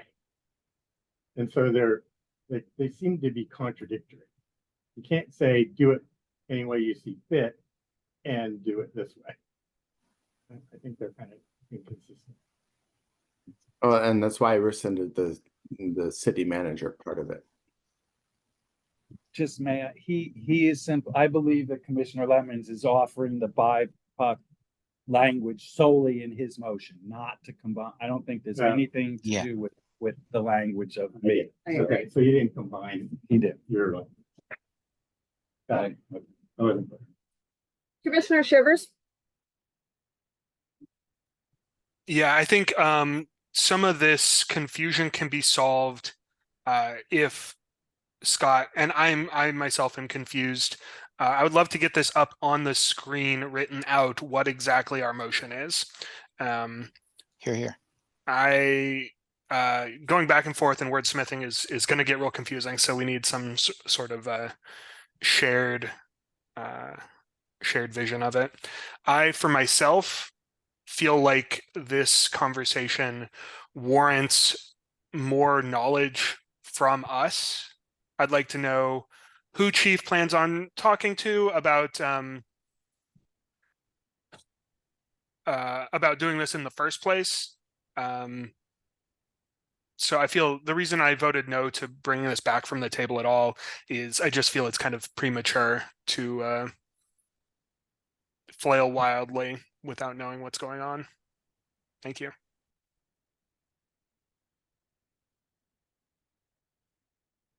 Commissioner Booker?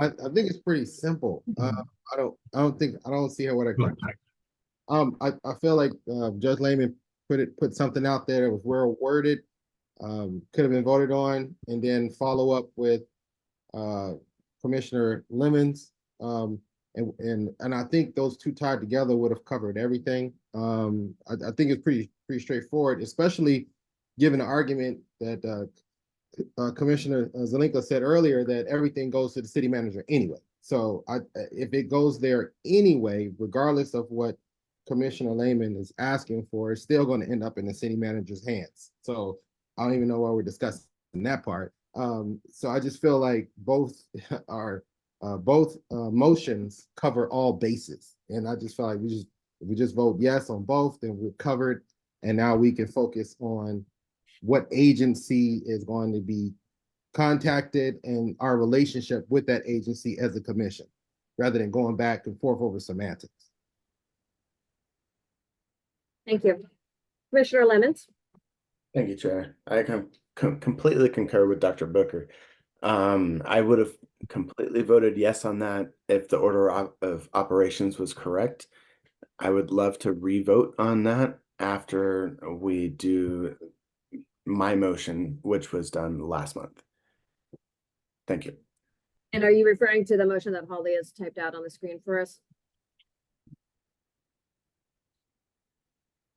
That's the motion you made. But take out of city hands. I think that's what the discussion showed to me today, that like it can still be within city manager and stuff. So Judge Lehman, from my understanding, Judge Lehman's was a preamble to why we were asking for an RFP audit.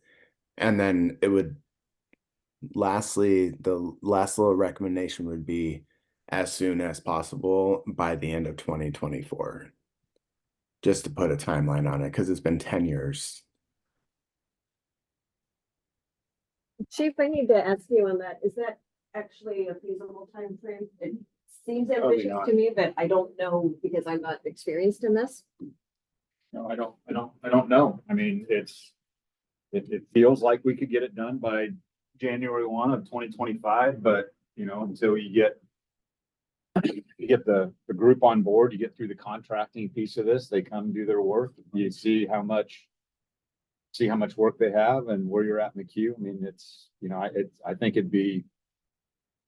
being that prescriptive would be a mistake, to give it a timeline, because then what happens is if I go out and find the perfect group to do this work and say, can you get it done by 2024? They say, no, we can't do it. Now we're going to the second best group. And if what we want is the best group, then I would say, let's find the best group and let's engage them and see what their reasonable timeline is. And I can communicate that. I completely agree with you, Chief, there. So can I make a friendly motion that instead of the end of 2024, that someone is contracted by the end of 2024.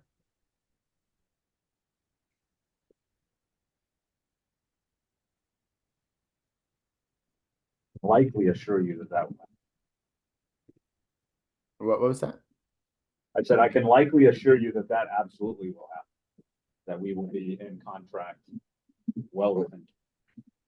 So you agree with that amendment, that's more feasible? I think that is reasonable, yes. Can we Okay. say that a contract is executed by the end of 2024? Do I need to make that as a friendly amendment? Commissioner Lemons, would you accept a friendly I would amendment? accept that friendly amendment, as long as Chief Skinner agrees that it's possible. A contract is executed. This is the one little tiny bit that I actually do have experience in my day job because I am a contractor who conducts assessments. Councilor Zelenka. I don't know what the word independent means.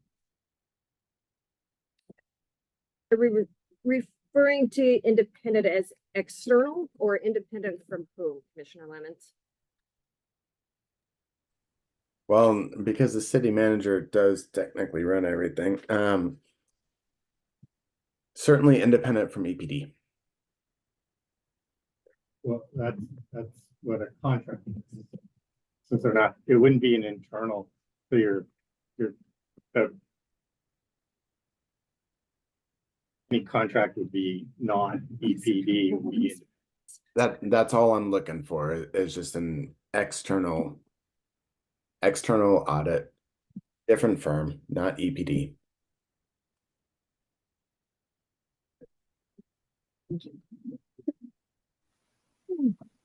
Commissioner Mogart? Yeah, could we have the BIPOC added to the bottom part?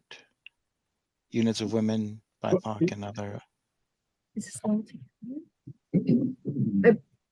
To be clear, if I understand correctly, we are attempting to hybridize both of these recommendations. Yes. And currently, I believe the motion on the table is Commissioner Lemons's, and we're offering friendly amendments, one of which is including verbiage from Commissioner Lyman's statement.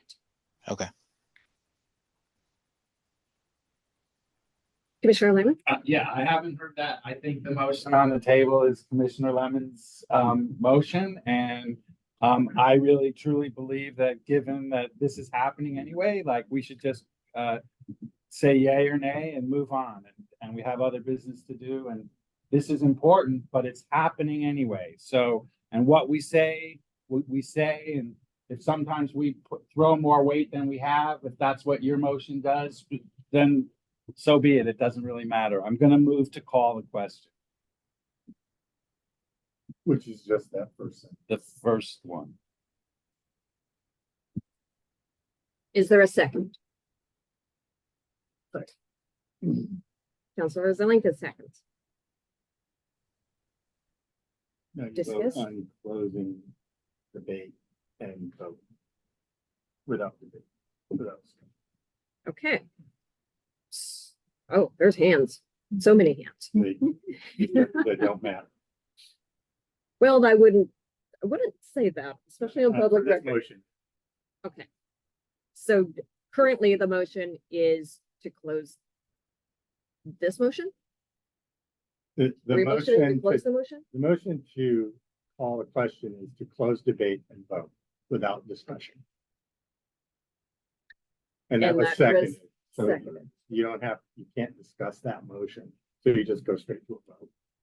Close debate and vote, and then you vote. Okay. So it's a two-step process. All in Could we favor? hear the motion again? Yeah, I do have a point of order.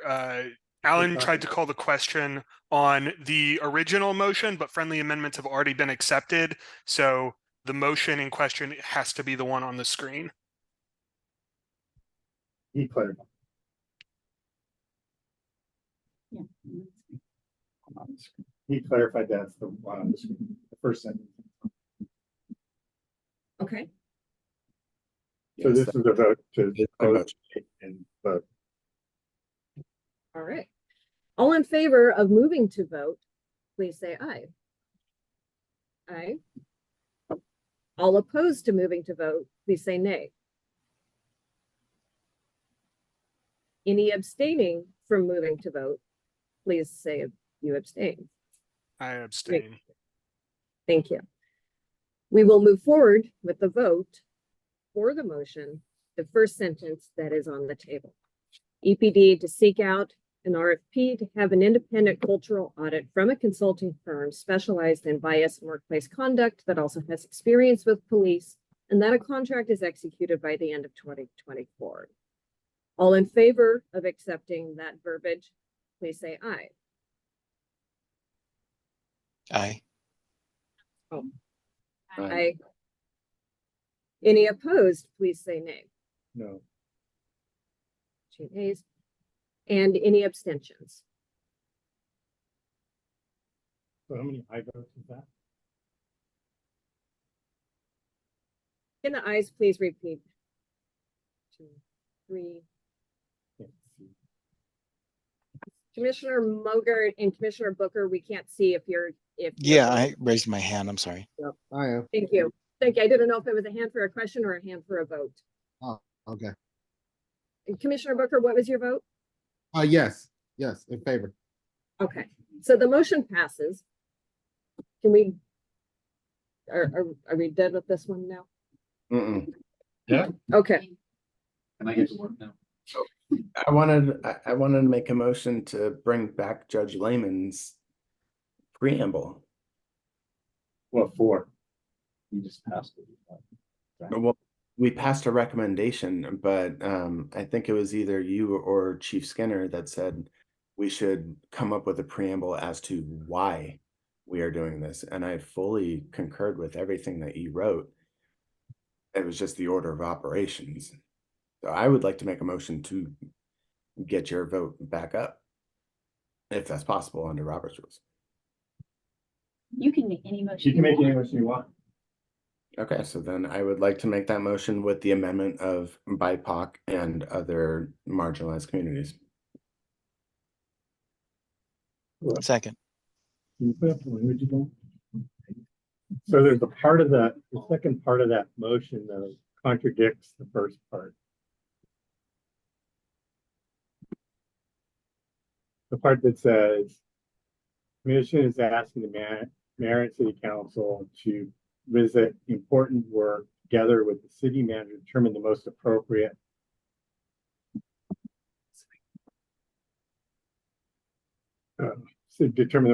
way to undertake the assessment and find and commit resources.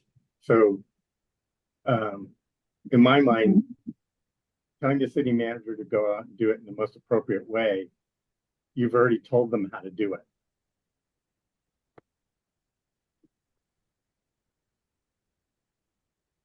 are you requesting a friendly amendment? Just pointing out a contradiction. It's not a preamble. That actually is a motion.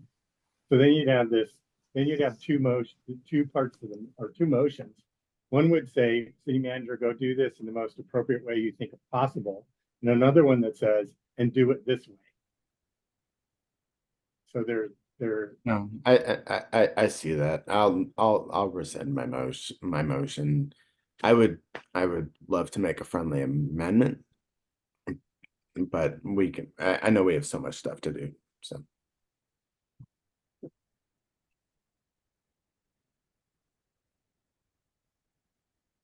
I'm unclear on what we're requesting right now, if that motion is rescinded. well, it was the part that so Judge had that. Yeah, let's move on. Yeah. So absolutely correct, and I'm quite in the boat with Judge Lehman that we can move on. Commissioner Booker. I think it's really simple. I don't think that it's a confusion at all. It's if everything ends up in city council, city manager's hands anyway, no one's telling anyone how to do anything. This is a suggestion. The city council takes the suggestion and it ends up in the city manager's hands no matter what. So I don't understand the semantics of the contradiction.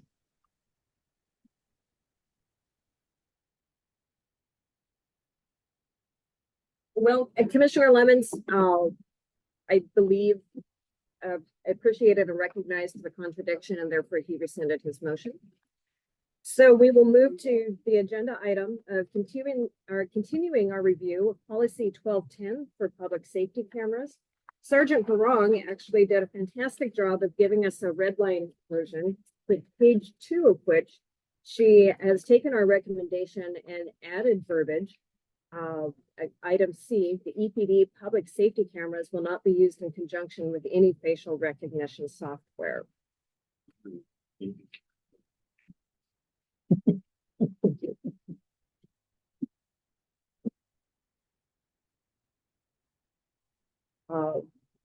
Commissioner Booker? Oh, no comment. Nothing. My hand was Thank just.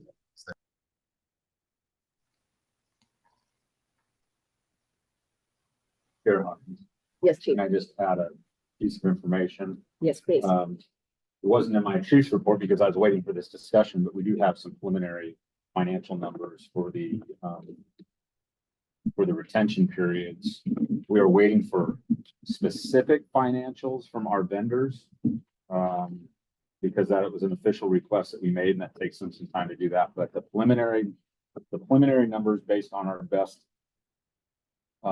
understanding from our technical folks internal to EPD is the Guardian trailers, which are the mobile cameras, moving to a 90-day retention. Could be an estimate around $7,000 for that a year. That's annually.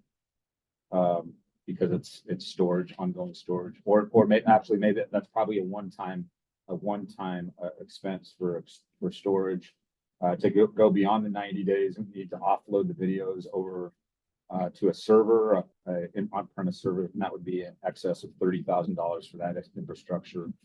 The overarching camera pods, which are the downtown cameras, looks like the estimate is around $5,000 to go to 90 days. And then again, beyond that would be a on-premise server, which would be in excess of 30,000. So I offer that information just as a talking point and a baseline. And again, just would reiterate that it's not a actual quote from the vendor. We are still waiting. Chief, can you please repeat for me the numbers for the non-Guardian cameras? 5,000 for 90 days, and then in excess of 30,000 for on-premise servers.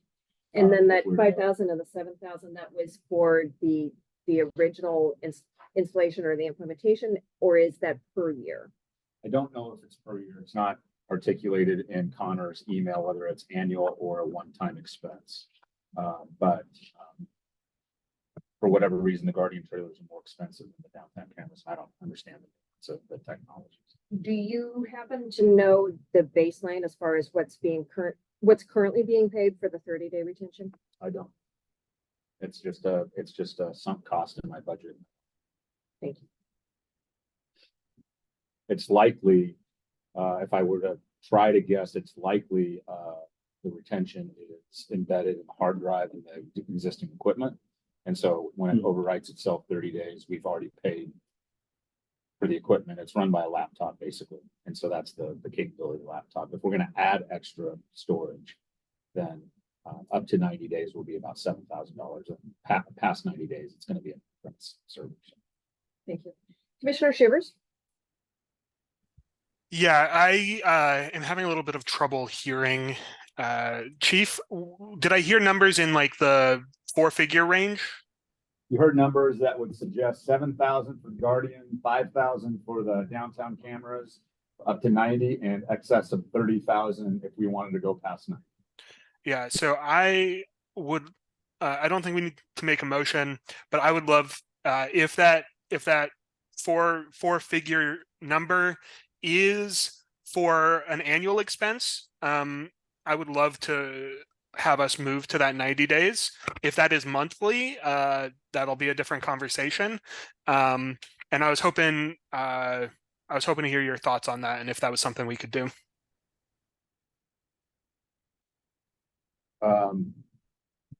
Well, anything's doable. I just have to build it in my existing budget. I won't get new money for that. So I would have to, and I've been known to be pretty creative. So I'm not saying that it's not doable, but I do need to clarify, just because it's not with Connor out of town, I don't have him as a phone a friend. I would have to clarify whether that's annual or monthly, and if it's reoccurring, is it reoccurring annual or monthly, or if it's just a one-time cost? I don't know that. Councilors Lincoln. And I appreciate what you said, Chief. I guess for those of you that are pushing for this, I'm wondering what the problem we're trying to solve by doing this. Has this ever come up as an issue where we're erased over information that was sought to catch a bad guy or identify somebody, and therefore need to do this? I mean, more storage is better. Yeah, but not to my kind of knowledge. Generally speaking, I mean, I guess what I would say the hope would be is that within the first 30 days, we recognize the need to grab that information, pull it off, and then store it as evidence, which we have the infrastructure to do that for unlimited. That's where our evidence sits. I think what I've heard in some of the dialogue is, what happens if somebody comes and there's a piece of information on there that's really helpful for them and it's outside the 30 days. And it's been overwritten. Off the top of my head, I don't know of any instances where we had that happen. That I can't say for sure that it hasn't. Them being Joe and Sixpack. Well, them being somebody from the community, or in the event that maybe a crime is reported to us more than 30 days ago, that they said, hey, 35 days ago, I got assaulted downtown. And I think your camera caught the perpetrator. We would find other ways to try and catch the bad guy instead of relying on the downtown to do that. The Guardian trailers are more that they're used for a different purpose. They're used for a variety of purpose. We generally deploy those specific to the area that we want to keep an eye on. And so the people that are requesting the information off that is usually us. We're the ones that are looking for specific activity. So we're reviewing that, grabbing footage off of that we feel like it is important, and then moving it to evidence.com to be stored so it doesn't get overwritten. So, I mean, it really is case specific. There's not like a one size fits all type of scenario for these cameras. Commissioner Lemons. Thank you, Chair. I'm gonna reserve my other questions and comments for later. But when it comes, so it seems like a very low cost, at least to me, to the city. But why does it matter? It matters for constitutional reasons. It matters for the defendants that might not even be charged within 30 days. I mean, it does matter a lot, let alone for FOIA requests. So out of constitutional, FOIA, and defendants' rights, I would like to make a motion right now that we pass this 90-day retention period. It doesn't seem like it's too much of a strain on the police department from the numbers that you gave us. So I would like to make a motion for the 90-day retention period. Is there a second for the motion? Commissioner Booker seconds. So for the 90-day retention, that's for us to recommend to the chief that we would like EPD to keep this footage for 90 days. We have more hands up, and so now I'll go to Commissioner Booker. Yes, I was just going to speak in favor of. I think it's mindful that the ever changing technology and use of camera phones versus police footage has always ended up in a debate in court, and we see more and more of this frequently in the news. And I see as the ever evolving racial climate continues to evolve in the negative direction that it's headed in, I think it's mindful that we do be proactive and not reactive when it comes to being ahead of the curve. 90 days is, to me, well in budget, and I'm all for it. Thank you. Commissioner Mogert. Yeah, so we're talking about extending it from a 30-day retention to a 90-day retention? Yes. Okay. And where are we at again with the facial recognition? Because I believe on the last conversation that we had that Chief That's been said, added as item subsection 1210.6 and then item C.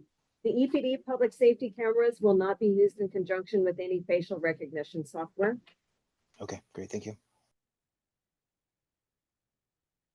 Councilor Zelenka? I understand the 90-day thing. This motion, all of our motions are recommendations to the chief. Chief, what would you do with this recommendation? Well, the first thing I would say is I want to, just because we have this as an open public meeting, and sometimes people that are listening in don't necessarily understand the context of the conversation that we're having. I would like to, on the record, say that what we're doing now is not unconstitutional. So when we make a comment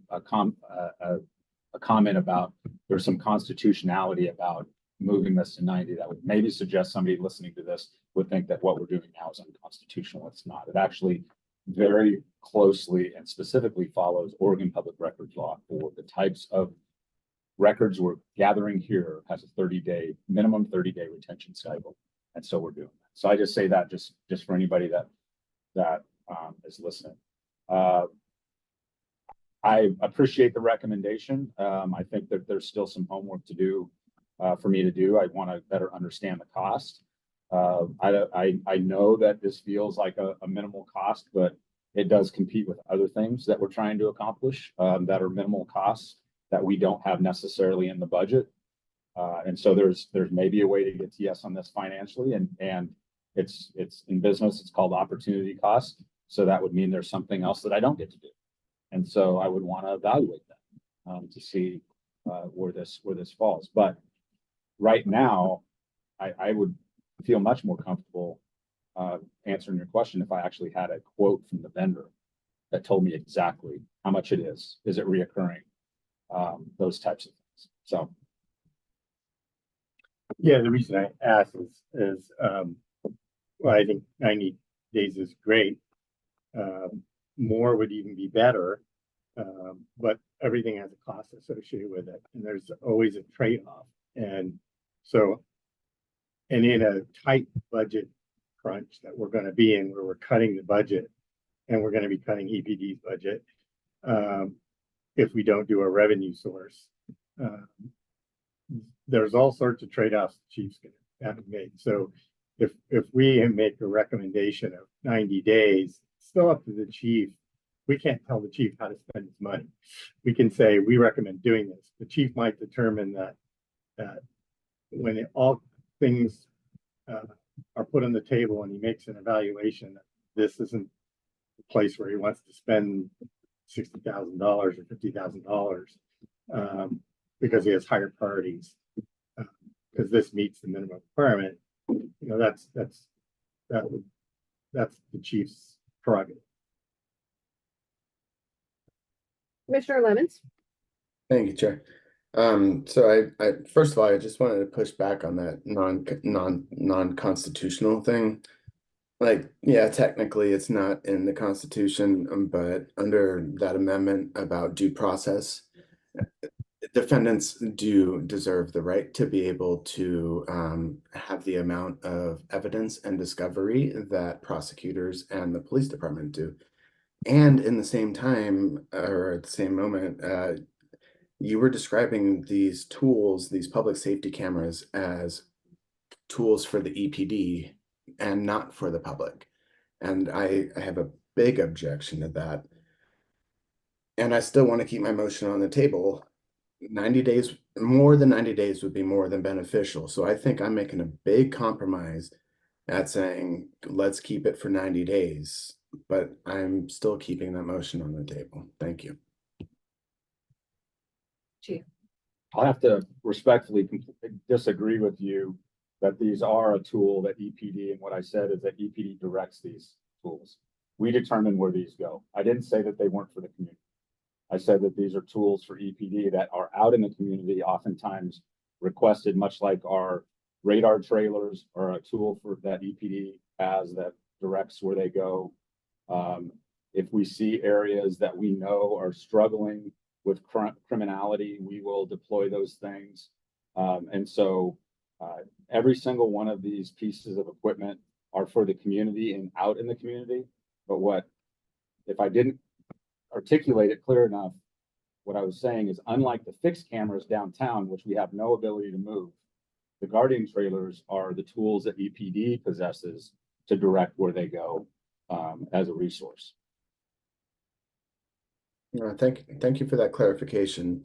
And really, at this point, I'm not worried about the different camera systems, more as defendants should have a right, and I'm pretty sure that's similar in judicial law, but it seems like you keeping, or EPD keeping a 30-day retention period gives a huge, deference to EPD before someone might even know they're charged, and then they therefore cannot ask their lawyer to FOIA these requests because they've already been written over.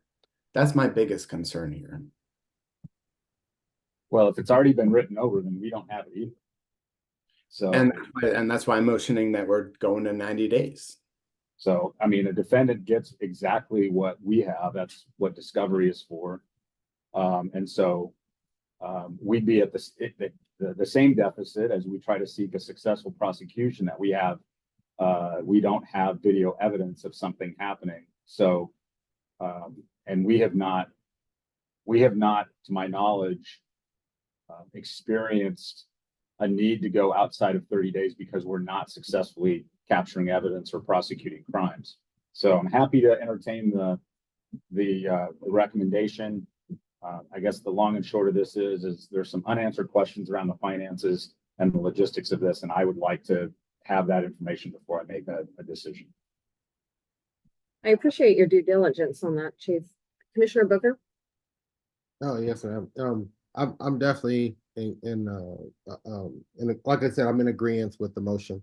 But just in case there is a rejection, is it fair to ask Chief for maybe a report of rejection if he decides that it's not within their best means to want to fund the 90-day motion?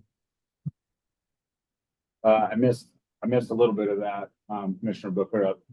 Is it fair to ask for what? Is it fair just to ask for like a report of rejection if you decide that it's not within the means? Oh, just so we have it on record as to why the motion was rejected. Well, my sense is the motion won't be rejected or the recommendation, but if I choose not to take your recommendation, is be able to come back to the commission and explain to you why I chose not to take your recommendation. Absolutely. I would always be willing to give you we may not agree on the rationale, but I'm certainly happy to give you my rationale. Oh, yes, sir. Thank you for the correction. I meant rejection of the recommendation. And then right. If you need help, washing cars, Chief, for fundraisers, I got you. Thank you, Commissioner Booker. And Commissioner Shivers? I would also like to point out Chief's a busy guy, and it is incumbent upon us to remember to follow up and ask the question. Thank you. Yeah, for sure. Thank you, Commissioner Shivers. Are we ready to move to a vote? Honestly, I honestly feel like most of us have already stated our positions. Motion. Thank you. Remind me, did we vote to vote? You don't need to. Okay, thank you, because that one was a new one that came up on me this evening. All right. And then I'm going to forward the motion. And it's my understanding that right now we are only voting on making the recommendation to the chief to extend that retention period from 30 days to 90 days, or are we voting overall? Yes. 90 days, and that's a big concession and compromise on my part. Thank you for that, Commissioner Lemons. All right, so the motion on the table is that we are recommending to the chief that the retention for these cameras be increased to 90 days, given the preliminary financial numbers that you've given us. All in favor, please say aye. Aye. Aye. Any opposed, please say nay. And any abstentions, please let me know. I abstain. Thank you, Commissioner Mogart. One abstention, the motion to recommend the extension to 90 days passes. As far as the policy itself, we have the additional, actually, most of the red lines were from previous meetings and discussions. We added the language about the areas monitored by the camera systems will be conspicuously marked to inform the public the areas being observed for public safety purposes. We've already addressed the facial recognition software, and there will be future discussion about a facial recognition software overall. But as pertains to this policy, we've covered the edits that Sergeant Barone has made at our request. Commissioner Lemons? Yeah, I just, before I turn off, I just want to make sure that this is fully up to where it should be. So question on the public safety cameras. Has there been any coordination with planning and zoning as to what quote unquote conspicuous means for pedestrians? Second question, proper location for the new policy. It seems to me that no facial recognition is an overarching policy, and that as we review policies, we can include that. So I would recommend that you put that as a separate policy and then include the language and verbiage as they come up in your reviews. If I remember correctly, Commissioner Lemons, the chief has already agreed to work with us on a policy regarding no facial recognition software. But we did have a request to have it specifically inserted into this policy. So if by this, we're attempting to accomplish both. Yes, but I was looking through that policy document very carefully. There was one note that said, basically it said conspicuous. What does conspicuous mean? That's very arbitrary. I would suggest that EPD connects with zoning people to understand where pedestrians are expected. Because people with disabilities, we know where to look, but we can't look 20 feet up if we don't know to. So that was one of my problems. You have a suggestion? My suggestion is that EPD coordinates with the city, City of Eugene's code and zoning enforcement to figure out what is what is the recommended level. It's really not that hard, just one situation to another. It's fine. Oh, the comment that Sergeant Barong added, operational addition signage will be posted for Overwatch camera in Kesey Square at eye level. Oh, okay. Because in the brief that we were sent, it was still a bit ambiguous. And then regarding the proper location for the new policy, I think I already touched on that, but I think it should just be an overarching policy, and then it can be reviewed and implemented in new policies as it goes forward. And that's about it. I already made my motion about the FOIA request, so thank you. Well, I appreciate the chief's willingness to address the overall policy with us as well, and that will certainly come up in future agendas. I would like to move to approve the policy with the edits made by, I would like to move that we recommend that the policy be approved with the edits made per our request by Sergeant Barong. May I have a second? Second. Thank you, Commissioner Shivers. And then question discussion, what changes were you discussing that made it acceptable? That's not in the policy, that's just a comment. Thank you, Councilor Zelenka. So the edits that we have requested are for areas monitored by the camera systems will be conspicuously marked. We will add the verbiage for the Overwatch camera. The signage will be at eye level.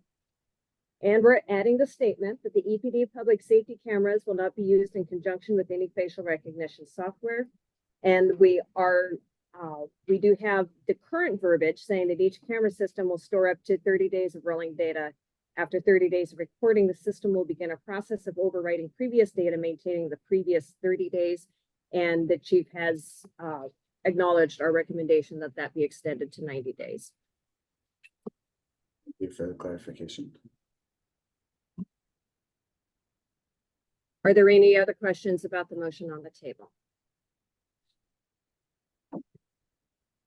All right, all in favor of the motion as posted with our requested edits, please say aye.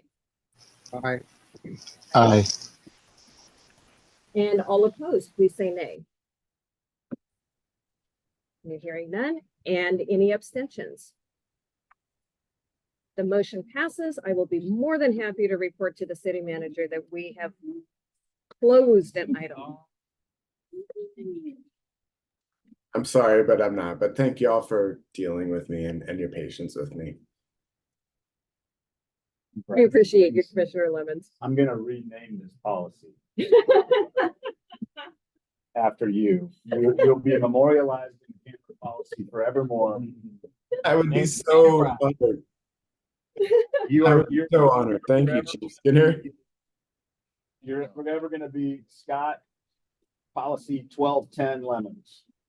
That sounds amazing. I would like to make a motion, but that's yes. But yes, thank you, Chief Skinner. I appreciate you, and I also appreciate that I'm not coming at you from a combative place. I'm just I know you're not. trying to go for the future. So I appreciate that. Thank you.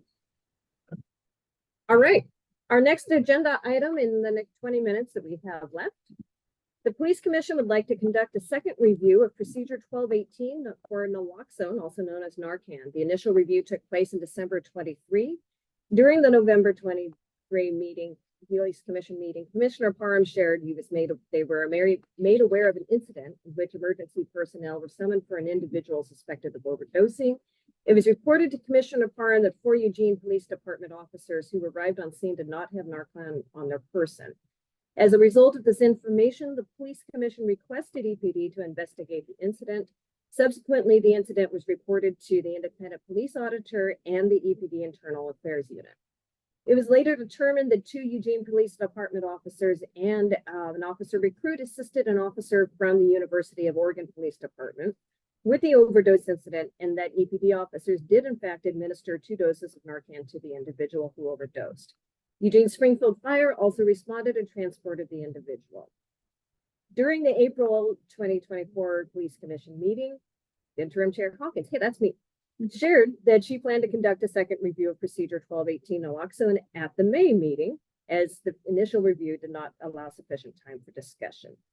At the November 23 meeting, Chief Skinner had offered to visit some verbiage regarding carrying Narcan in the police cruisers. If I recall, please keep me honest on, Chief, please keep me honest.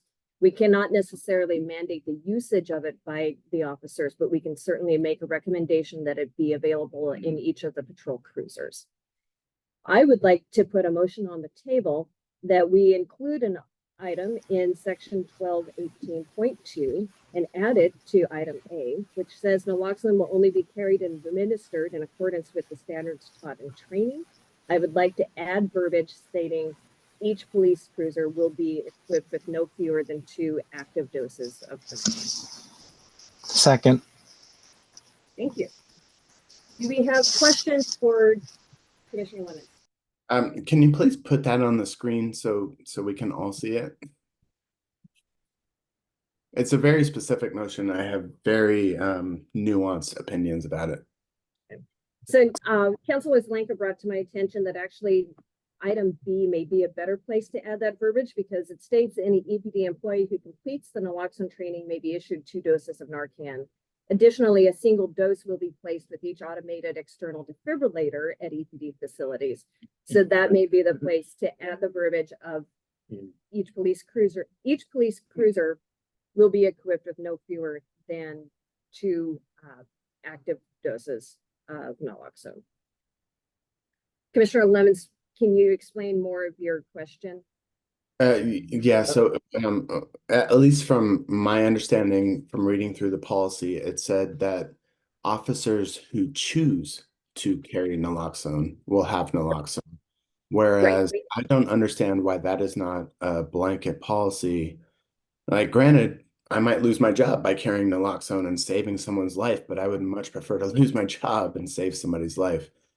I don't I don't understand, especially within the law enforcement. I know we've touched on this before about, administering a prescription drug and stuff, but why is this a choice on individual officers versus a police policy? Well, if you can't mandate they use it, then I'm not sure what the point is that you mandate that they carry it. But why So- can't, oh, sorry. Go ahead, no, go ahead. But why can't EPD officers, every single one of them, be trained in administering Narcan? Well, we can train them all. And most of them do. I mean, let's not, I don't want to create an issue where there's no issue. It's like 99.5% of people are carrying Narcan right now. And we administer about 8 doses a week on average. Yeah. Just the police department. And that doesn't count the multiple doses, some people. So we can certainly train that as part of our training. But ultimately we can't force them to render medical aid. We can't order them. They can't be in jeopardy of discipline if they choose not to render medical aid. Whether that's Narcan or first aid CPR. I mean, now certainly we would hope that they would choose to do that, and we see that happening all the time, that they choose to engage. But Is that state law or union bargaining? well, there's probably a little bit of both. We fall under the same Good Samaritan law as everybody else. You don't have to go hands-on with somebody if you see them drop. I mean, it's the same thing. There's not that liability or that mandate for us to do that. So we could train them, we can put it in the cars, we can have it readily available. Having it on their person, I'm not sure what we're trying to accomplish if we do that, as long as we have it available. Now, again, just let me point this out. Sometimes we go down this rabbit hole. This isn't like me wishing I had 50 officers that would carry Narcan. This is like maybe one officer, and I don't even know if that's the case. We might be 100% carrying it. I don't know. I just don't know. But as much as we administer it and as available as it is, just like our AEDs, we're saving lives every single day. Oh, and I know you are, and thank you. I just think it should be reflected in this policy that it's not a choice of the officers and that it's a department decision. Thank you for my. Commissioner Moger? Oh, your hand went down. Commissioner Shivers? Well, Yeah. what the chief said was what answered my question. I just wanted to make sure that the naloxone was available even in the officers' vehicles. It's better to have something and not need it than to need it and not have it. Thank you. Commissioner Shivers?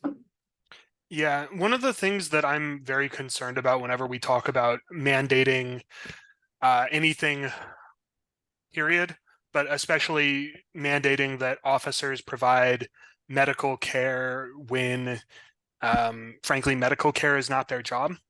The mission creep of what we expect officers and the liability that subjects us to, I am uncomfortable with trying to mandate through policy. We might be creating more problems for ourselves than we solve, both in terms of religious challenges to union fights, and there's no clear reason why it's even there's no clear reason that it's even an issue. Like Chief said, 99 to 100% of officers, they're there to help people anyway. They don't have a problem with it. In the room, we have a hand. Commissioner Lyman?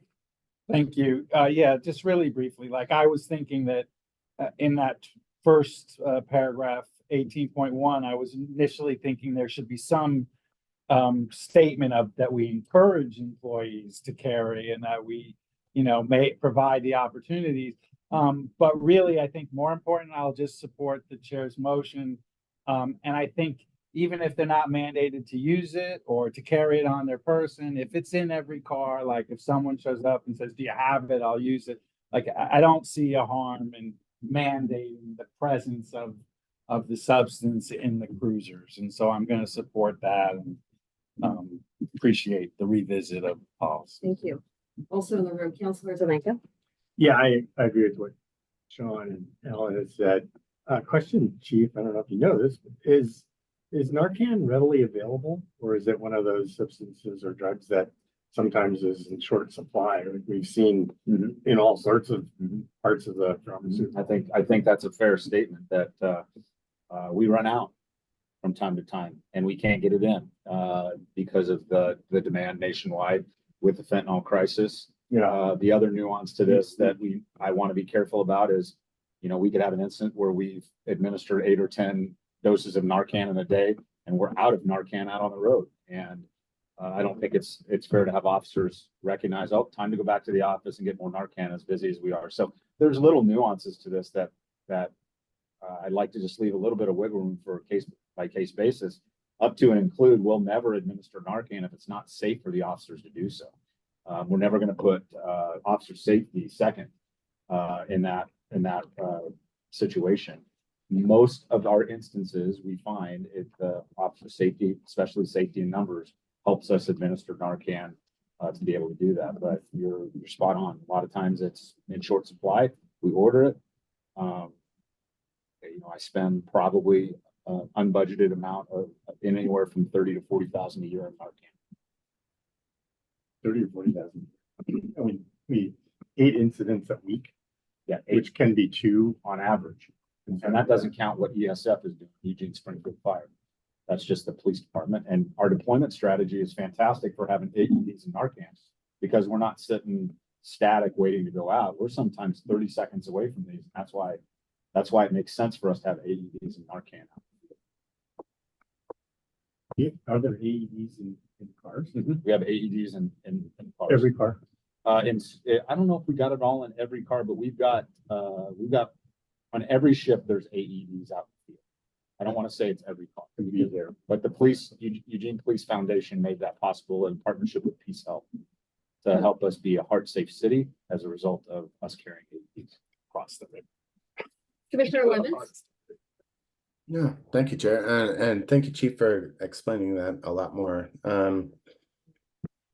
So I guess, of course, I was going to make a motion. I'm sure you all knew it, but I'm going to change the way I'm thinking about it based upon your feedback, Chief Skinner.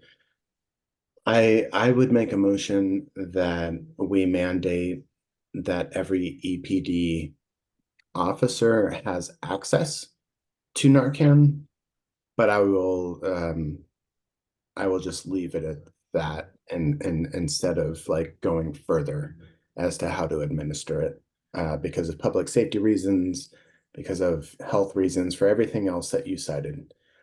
But I do think that every police cruiser and every police officer should have Narcan on them. So therefore I am making that motion. So the current motion on the table is regarding the naloxone in the cruisers. I would like to call to a vote on naloxone in the cruisers, and then Commissioner Lemons, at a future meeting, you're welcome to bring your motion for future discussion. Actually, one more future meeting for you. The current motion is adding to item 1218.2 B that the cruisers will be equipped with no fewer than 2 doses of Narcan. All in favor, please say aye. Aye. Aye. Any opposed, please say nay. And any abstentions, please. What do you say? You say abstain. That motion passes. Commissioner Lemons, your comments are not falling on deaf ears, I promise. But if they're in the car and they have them on their bodies and they're with the AEDs, that's access. So I don't know what your your motion would accomplish, because it seems like we already did that. Just to clarify, I think it was maybe last meeting or 2 meetings ago that Narcan was not readily available to all officers. But more importantly, going through the policy, and that's what the police commission is about, is going through the policy. We need to amend the policy to say that all cruisers should have, because it's not in there right now. We just did. Well, we just made that motion now, and we just passed that, but that was why I brought it. My question was about, you were saying we make it mandatory to have access. So if they have it in their cruisers and they have it on their bodies and they're also in with the PEDs, I mean, what would your motion, if you made it, accomplish? Because they already have it. Well, first of all, it is not in policy that they all have it. I'm so glad to hear Chief Skinner say how much they use it and how much it's important. But I also think it's important to have it written in policy and not just cultural, guidance. In the interest of time, we do need to move along. Holly, do we have public comment this evening? Can I just ask for a point of clarification? I'm gonna take some liberties here. Because the vernacular cruiser is not generally spoken within the EPD. So my understanding, when you say cruiser, I want to make sure I understand, are you talking about our police patrol vehicles? Yes, and I am more than happy. On patrol, so our patrol interceptor units, which are our Ford Explorers, both marked and unmarked, that are on patrol. That's the way I'm thinking about cruiser. Is that fair? You could also include community service officer That's my vehicles. point, is you've And got a motorcycles lot of other things, other motors, vans. detectives, patrol, anybody that's out in the field. This gets to be, you can see, I mean, we have the largest fleet in the city. And so I want to make sure that I'm threading the needle on this, you guys, on what the expectation is. Sometimes we get really focused on the uniforms and the cars that they drive that are obvious police vehicles, but there's a lot more. Our community engagement team has vehicles and community service officers. So Am I allowed to say that I meant patrol vehicles? Yeah. Patrol vehicles too. Thank you for the clarification. I'm likely to gonna go more broad than that. I'm just Yeah, letting as the many commissioner as you know. can. Okay. I think, if you could put it in every Yeah. EPD vehicle, Okay. the I mean, public if you would be want that to much police safer. commissioners' vehicles too, but no. It's you doable. probably I'm gonna don't. just take some liberties. Thank you. So, yeah. Holly, our public comment? Yes, we do.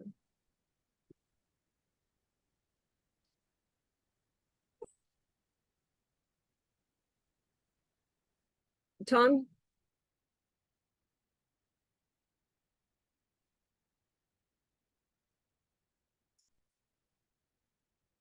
We have Tom who's asked to speak.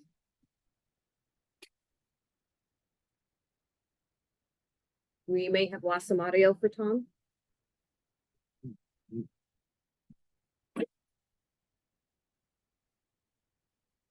All right, if Tom returns in the next couple of minutes, we can resurface that. Commissioner Lemons, I do see your hand up.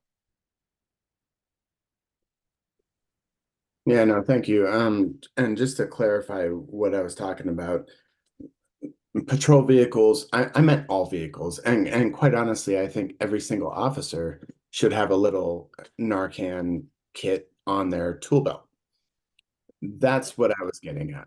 I was trying to do a compromise because I've heard a lot of pushback on this, but my thing was about making sure that every single officer has the equipment to administer Narcan. And it's up to y'all, because I'm leaving this, and I'm so sad that I am, but how and when to administer it. But at the least, I think everybody within EPD and all first responders should have it within their vehicles, on their person, whatever it may be. Thank you. Thank you for stating that. Tom, do we have you yet?